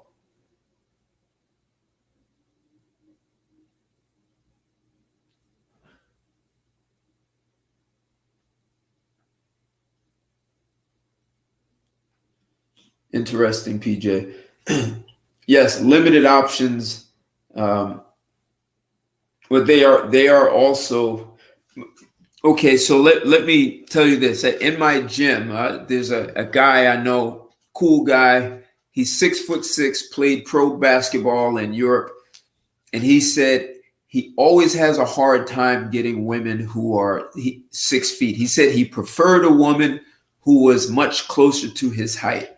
He said the women who wanted him were always like 5'2", 5'4", and the tall women ignored him. So if he met a woman who was 5'11", he'd see her over in a corner with some dude who was 5'8", 5'9".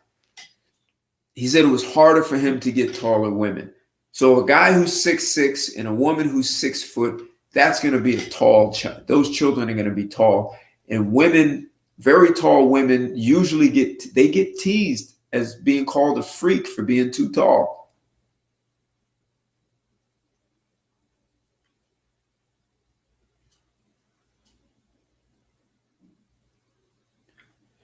Right. Yeah. Silent Lamont. Right. Taking pictures and looking good, not just for social media, for family gatherings and going to brunch with friends. Right. We look good. We're the power couple.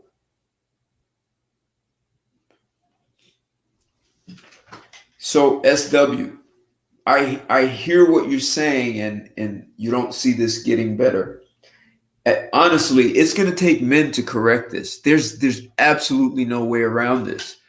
So men are going to have to men who have daughters, men are going to have to rethink how they educate their daughters. As a man, if the only thing you're telling your daughter to do is to go out and get your own money, get an education, have a job, and have your own money, and you don't need a man. There are guys that's basically promoting feminism. I'm not against education, but at what point, like the chat was going a few minutes ago about the mother's role in educating the children, where you just go into, are women outsourcing their role? They want to outsource to a nanny, they want to outsource to a daycare center or their mother or some neighbor, and they're going to let someone else babysit and educate their children. So are men raising their daughters to grow up to be women who outsource motherhood to someone else? So what are men doing as fathers and teaching their daughters? How many men are teaching their daughters how to be a good wife and how to find a guy, not only how to be a good wife, how to be compatible, right? So how do you be compatible with a great guy? How many men are teaching their daughters how to be compatible? Yes, get an education. You should be smart. You should be able to have an educational background and intelligence to attract an intelligent, ambitious man. That's good. As a woman, as a wife, do you know how to attract? What else do you offer that man aside from your education? And yes, cooking and cleaning is good, but does she really know how to engage in and help pull out the best from that man? I mean, if women are learning this in high school and they learn how to pull the best out of their man at a young age, you get situations like Henry Ford, he worked in a machine shop. He was a shy guy. His wife knew how to pull the most out of him. Are we women being taught that? Does it even matter?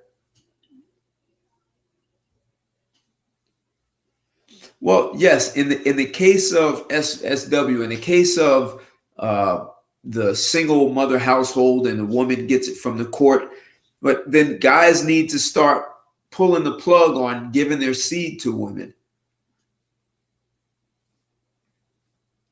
Don't give your seed to anyone.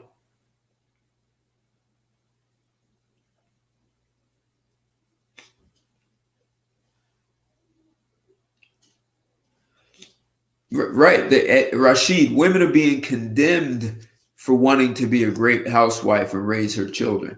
Even their own daughters are saying, well, you know, my mother wasn't that useful.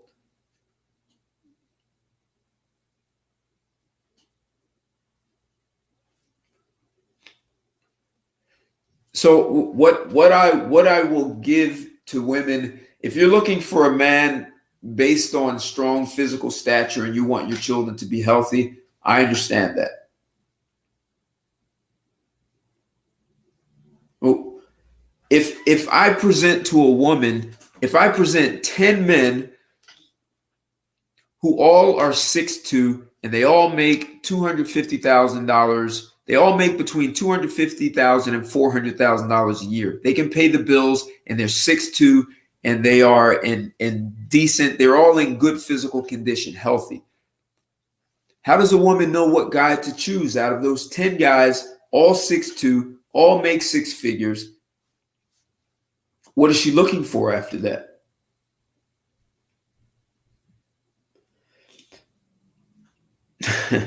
Silent Lamont, sugar baby.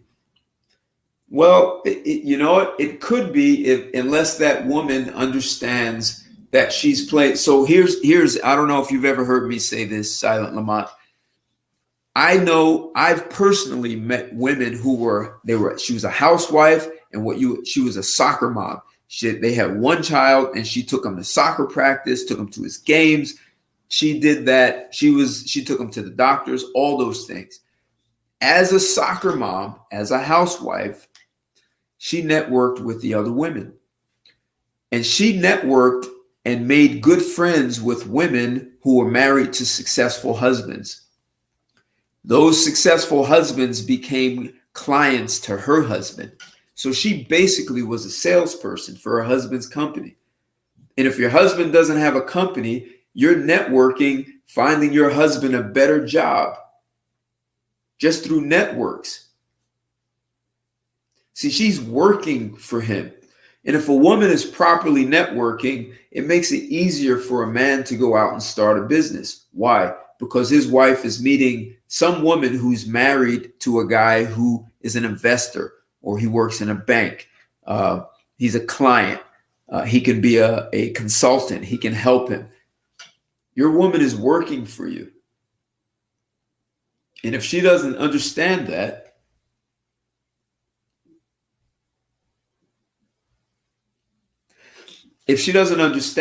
then Nelly Nell, you're right. She's looking at what she can get.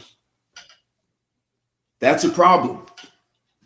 And what she can get is money, and I want height.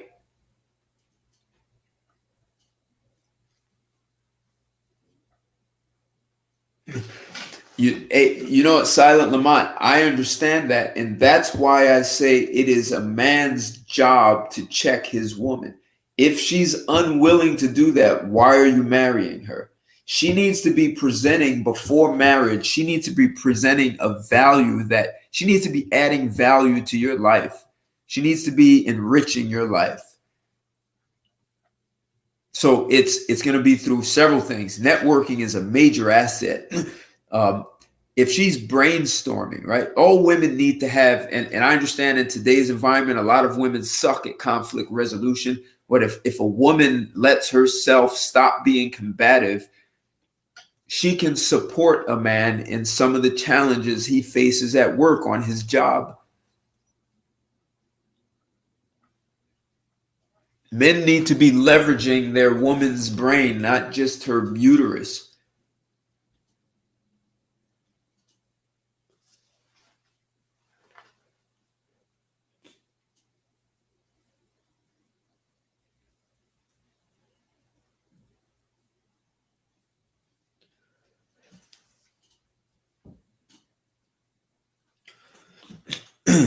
Yeah, in some cases, Rashid, they're paying women more than men, which is crazy. They're just paying them for being women.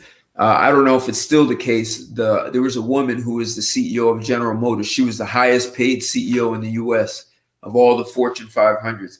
And the only reason they gave her more is because she was a woman. It was to prove a point.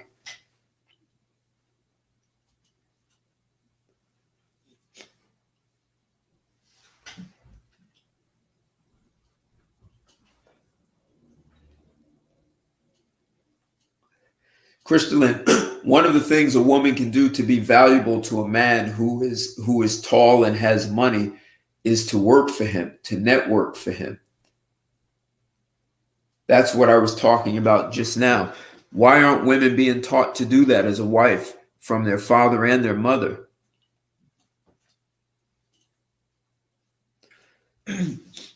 Well, Rashid, she doesn't have to lift a finger because men accept that.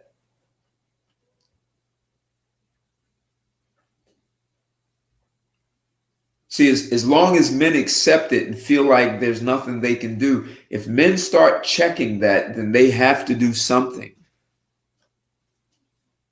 Yeah, I know. I silent Lamont. I'm seeing that exactly. They're out earning men, and it's only for being women, and they don't put in the same hours that men do. Right, exactly. Men work more and take exactly. Women with children take about 60% more sick leave, and they're not as productive. Hey, big thank you, Nelly Nell, for that. Your first super chat ever. Thank you, man. I'm honored. Thank you.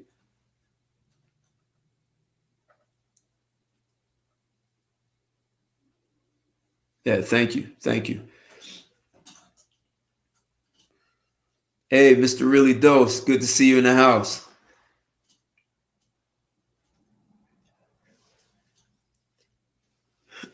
Yeah, that and you know what? If putting them in check and they ignore it, walking away is a solution. And walking away may be really ugly, like not even pump and dump. Women associate so much of their value with a man desiring them sexually.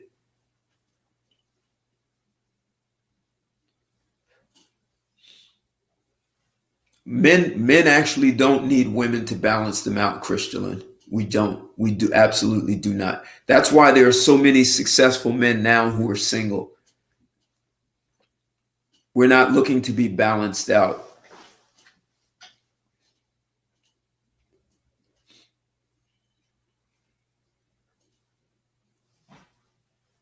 Yep, that's a good one, right? If she's just showing her body as those are her assets.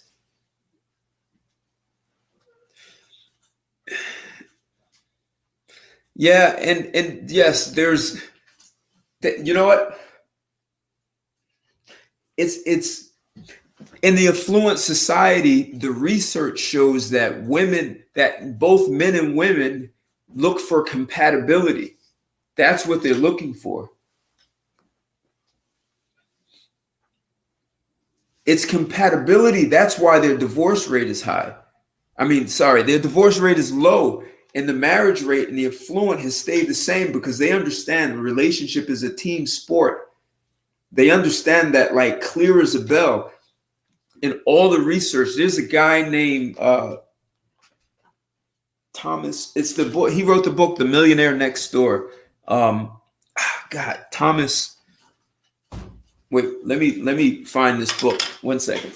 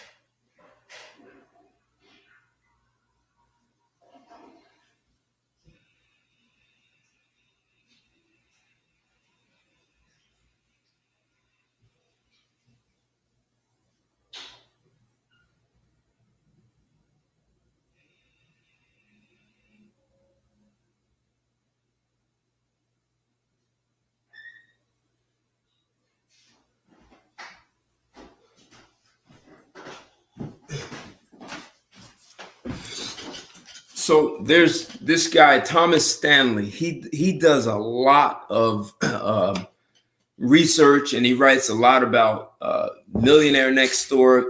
This book is selling to the affluent, and his research and his work in dealing with the affluent, what he found was that the most important reason the affluent remain married and have low divorce rate is not because of money.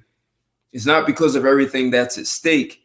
They have so much in they value compatibility as the most important priority in coming together. That's the difference between the affluent and the rest of the country, the rest of the world.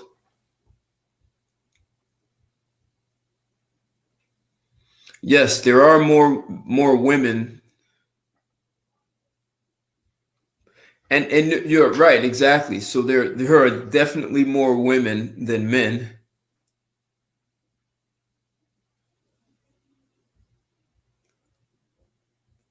And a lot of men treat women like it's scarcity. And perhaps part of the problem is what muddies the whole dating pool is the guys who are not necessarily very good with women, and they may have great jobs and money. They leave women feeling entitled. They don't make women earn. So when I said a woman should be working for you, that mentality doesn't exist for some men.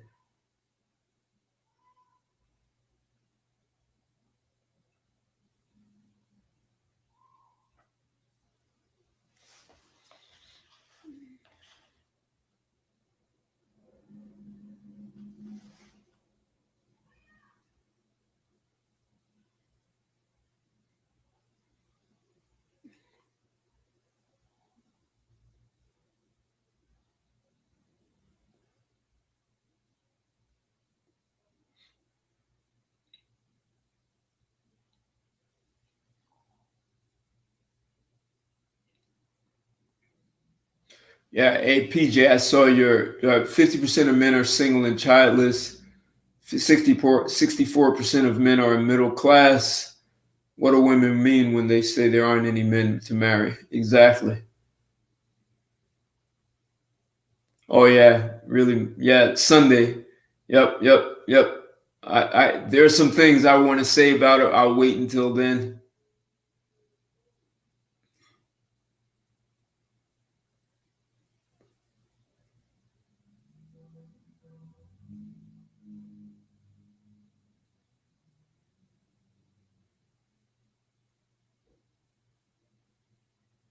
I see you're in the house. Two hearts.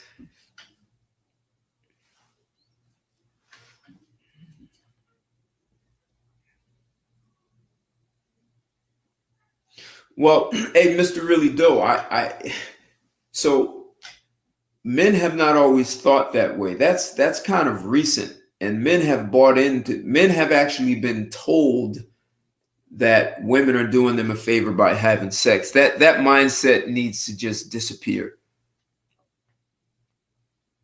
All right, that's no longer a relationship. That's just a transaction. And respect it as that. And if it's just going to be a transaction,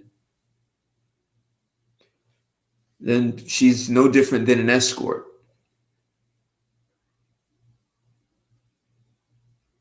Right, SW. Right. Let them earn it.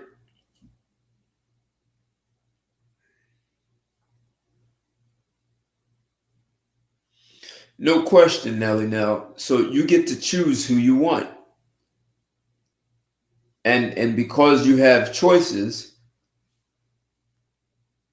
she's going to have to qualify because you get to choose from many.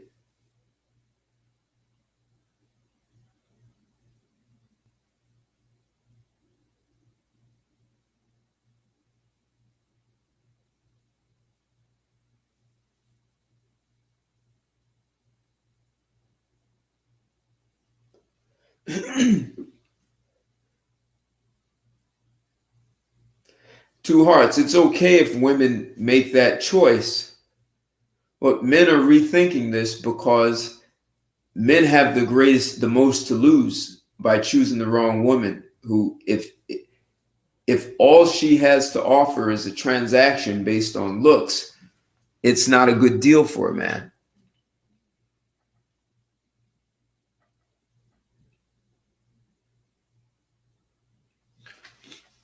What should females do about what, SW?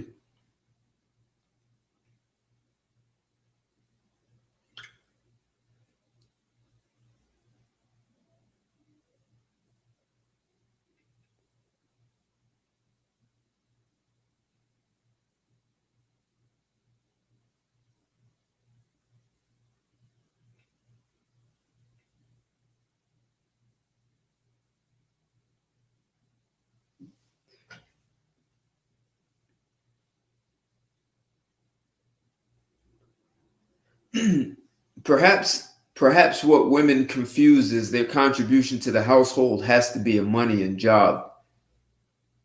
Women can indirectly bring money in without having a job. And that's not even counting doing something online, like an online business or something. I actually heard of a woman who makes a decent amount of money filling out surveys. She makes a couple of hundred or a few $100 a week just doing surveys.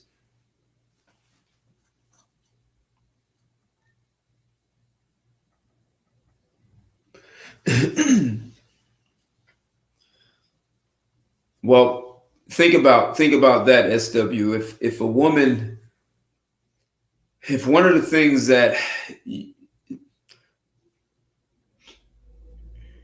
if you're a man and you want to have children, you want to have physically healthy children. And if you're going to have a woman who is going to be a major influence on that child, especially in their younger years, the predominant influence, you're going to want a woman who makes great decisions. And one of the ways, just the immediate way to see what kind of decision a woman makes, is looking at how she takes care of herself. So does she make proper decisions in the food she eats and her own physical health? If she is, then you want to understand who she is. So one way a woman stands out is just by her physical stature, right? The decision-making process of taking care of herself. If a woman wants to stand out, she also needs to be able to, it benefits a woman if she's well-read and well-traveled once she engages a guy. So she needs to be able to have a conversation about more than one thing.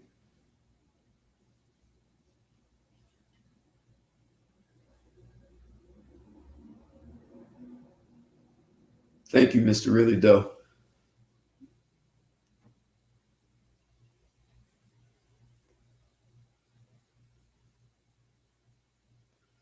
Right. Exactly. Right. Right. Exactly. So physical body is one thing that's also is important, but the mental health is also extremely important. So does she consistently develop herself mentally and physically? Because that's the woman who's going to educate your children, and she's going to either put your children at an advantage or disadvantage.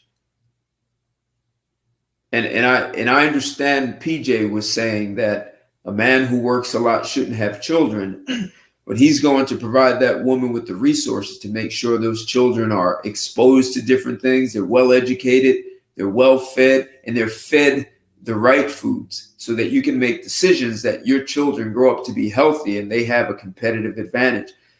When you eat the right foods and you have a healthy body and you move your body and you exercise, that secretes all kinds of healthy biochemicals in your body, and it supports the proper decision making. So a woman plays a huge role in that regard. So a man cannot ignore that. And he needs a woman who is she can either be formally educated or self-educated, but she needs to be exposed to enough things so that when he engages her in a conversation as his teammate in this family for which he's the CEO, she needs to be able to help him better think through things. And everyone has blind spots, and maybe there are things he doesn't see. And if she's not there for that, then why is she there?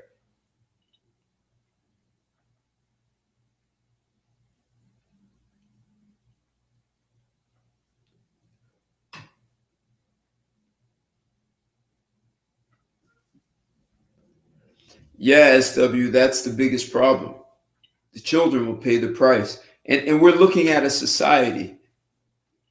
We're looking at a society where for generations, more than one generation, children have paid the price. Like, what do you think? You can't emotionally traumatize people. I mean, I lost both my parents in one day. And even though my parents died, that's still a form of abandonment. I was 21 and my brother was 19 and my sisters were 12 and 16. For a 12-year-old girl, your parents just abandoned you. They died. Wasn't intentional. They're dead. They're gone. They're out of the house. So divorce, doesn't matter which parent is out. That's a form of being abandoned. A child doesn't fully comprehend. Like, it's, you know what? Even I know people who lost a parent when the child was in their 50s and the father was 90. It's still a form of being abandoned. Like, no one wants to lose someone close to you. It creates what they call family dynamics. It creates a void in a family. There's now a void in a family. You took a person out, he died. So we now have children we have generations of children who are getting these emotional scars from being abandoned by a parent. And then though they are attempting to come together, it's not in society's best interest.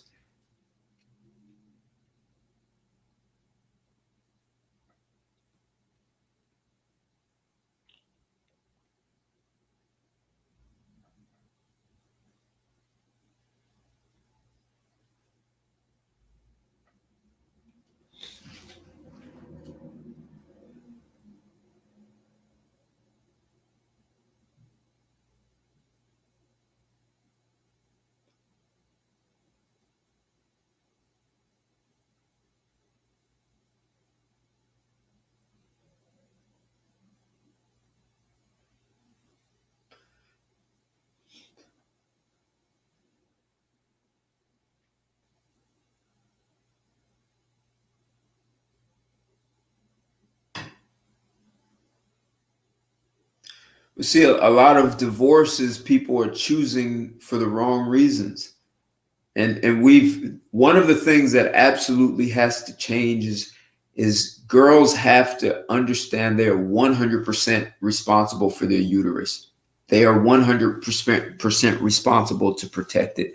Once you tell girls that men are responsible for her uterus, she's going to have zero responsibility.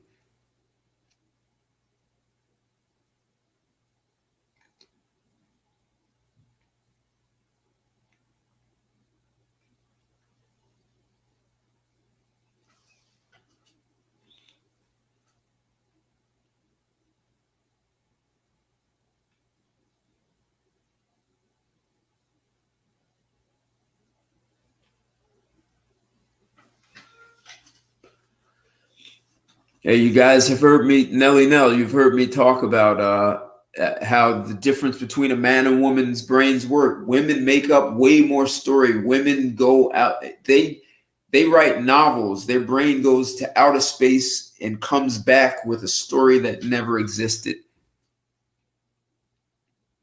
And they get emotional about things that never happened, never will happen, and it's not happening now. Yet they're responding to it. Well, this could have happened and this might have, and they're having an argument. Guys are going to have to learn how to be able to navigate the chaos of that. Yeah, girls just want to have fun, Rashid.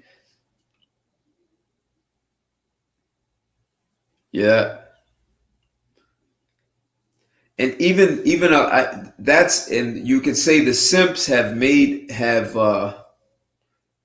glorified women for no reason, and now women believe that they are entitled to have fun and excitement on dates as opposed to just getting to know you. So no one gets to know one another any longer, and that is, right, legatus. So no one wants to get to know one. People are not getting to know one another, and that's men and women. So look, if this is a pump and dump ride, I understand that. And she looks at you as being a tall guy with money. Okay, that technically it hurts the whole ecosystem when that happens. And legatus, as far as navigating chaos, technically there is no such thing as chaos. It is all in how you perceive. It's how things occur. It's how you see things. So for a 2-year-old, tying your shoes could be chaotic. For a 10-year-old, that's nothing. And for a 20-year-old, if tying your shoes is chaotic, that has more to do with how you see yourself and your capabilities. So just like as a 2-year-old sees tying shoes as chaos, that 2-year-old develops over time so that tying shoes is no big deal. This is the whole thing about personal development, self-development, about developing yourself to be able to handle matters better than you've ever done before and not have it throw you off. This is a major role for men to play in relationships.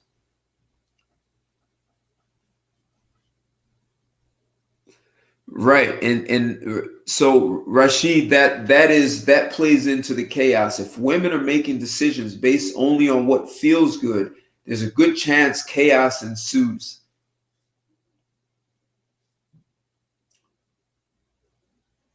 And as men, that you've gotta intervene with that. So SW,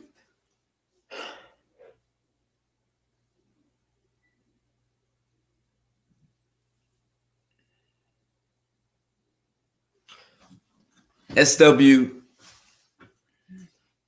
I hear what you're saying. So one way to look at this is to say, hey, let it crash and burn. The thing is, men have built this society. So imagine you and your brother build a house, and after the house is built, you meet a woman and she wants to burn it down. You're either going to kick her out or you're going to straighten her out.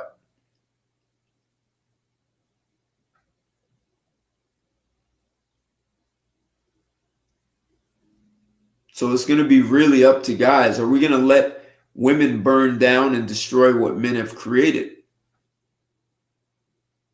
Right. That's what I'm getting at, Legatus, is creating that structure and order. Your mother honored this structure and order and discipline your father put in place. Part of what I'm saying is that what looks chaotic to you at 10 years old is no longer chaotic at 20 or 30. And that's because of some development in education. People do not put the same effort into developing themselves after a certain age. Statistically, about 43% of people never read a book. No, 43% of college graduates never read a book once they finish college. So what are people doing?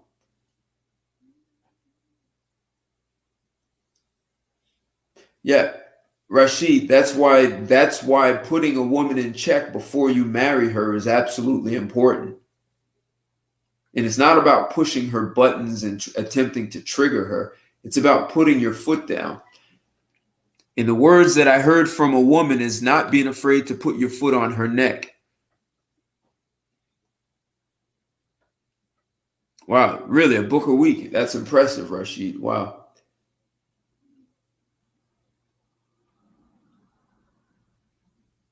No, absolutely. And that's so Nelly Nell, that's exactly the point. So if tying your shoes is a struggle at 2, but if it's not at 10, it's all in how you develop yourself so that when things come that either you don't like, there's a disagreement, it doesn't turn into chaos. Both people need to be developed that way. And if the guy is developed the guy is going to be in a better position because he's not going to have his brain going in so many directions like a woman does. But you've got to establish that before you get married. You have to establish sort of that hierarchy in the relationship.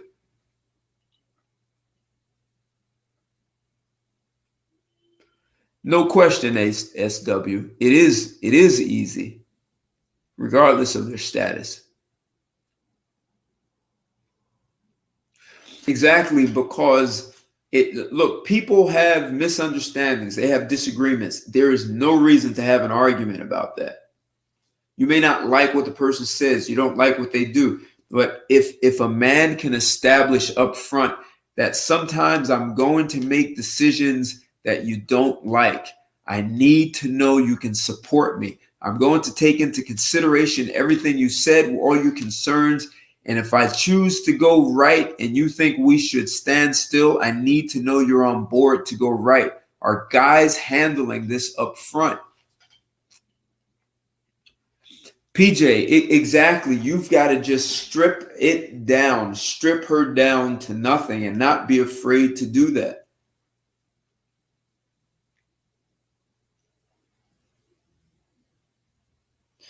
Yeah, Rashid, the court systems, women have less to lose.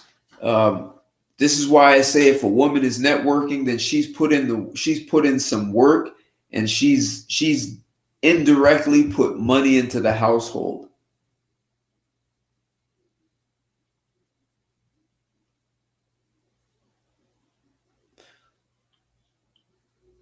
Yeah, Nelly Nell, that's a good one. You said to Crystalline about emotional intelligence. I mean, I don't get into that, but I get what you're saying.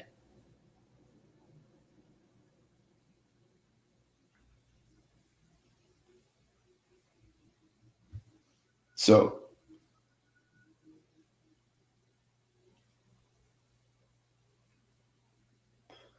PJ, exactly, exactly. And not just raising children. Like she needs to contribute to the household with something productive. Then she has something at stake. She has something in it. She has some skin in the game. Except the real point of this whole conversation today is, I say women use height and money as a criteria for a man. She has no idea what to look for in a man, and she has nothing to offer. It's really about compatibility. If a woman doesn't understand compatibility, that it's incumbent upon a man to create an environment, but also to create boundaries so that women who are absolutely not compatible, they only get so far. Don't drop your seed in those women. Be honest if she's not compatible. Because as Rashid said, you end up losing half. If she's not compatible, she needs to know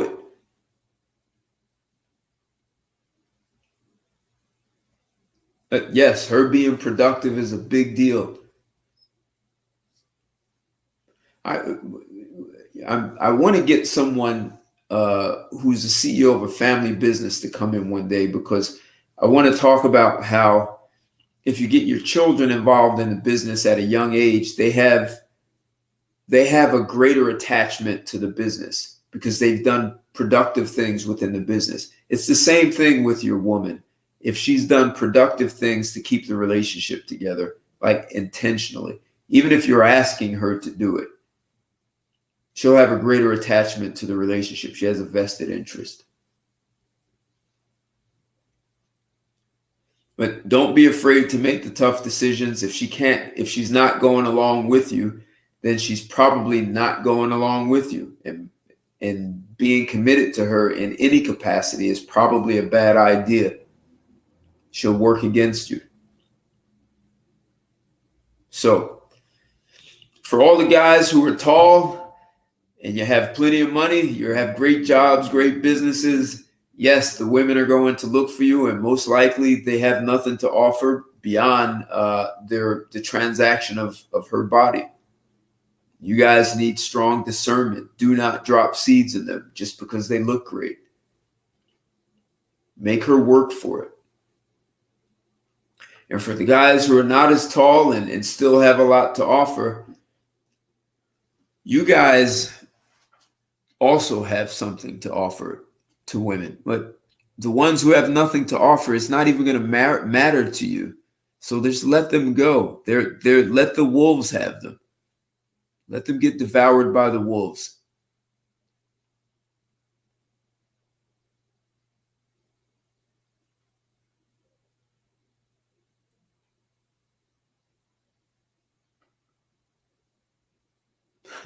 I got you, SW. Use your what? Use your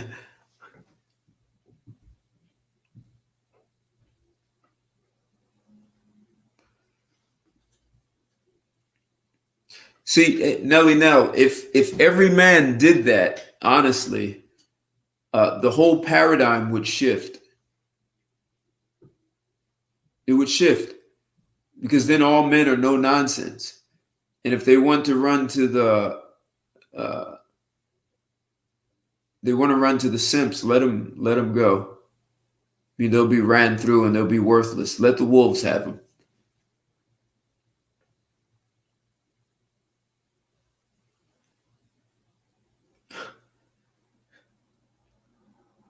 No, I'm telling you, there are guys who are not tall, and there are tall women who will want them also. They really are. Just and look, from what I read from this book, that the women, tall women who marry guys who are noticeably shorter than them, are usually the women who are looking for more. They turn out to be more affluent because she's looking for what's in the man. So get a tall girl. Get a 6-footer. There's some nice looking ones out there. So, hey guys, always love this was kind of spontaneous because I dropped a chat. I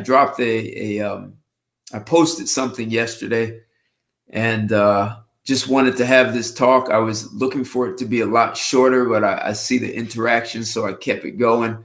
The super chats definitely kept me going. But I actually have another show at 7:00. This is going to be, it's a business podcast that I do.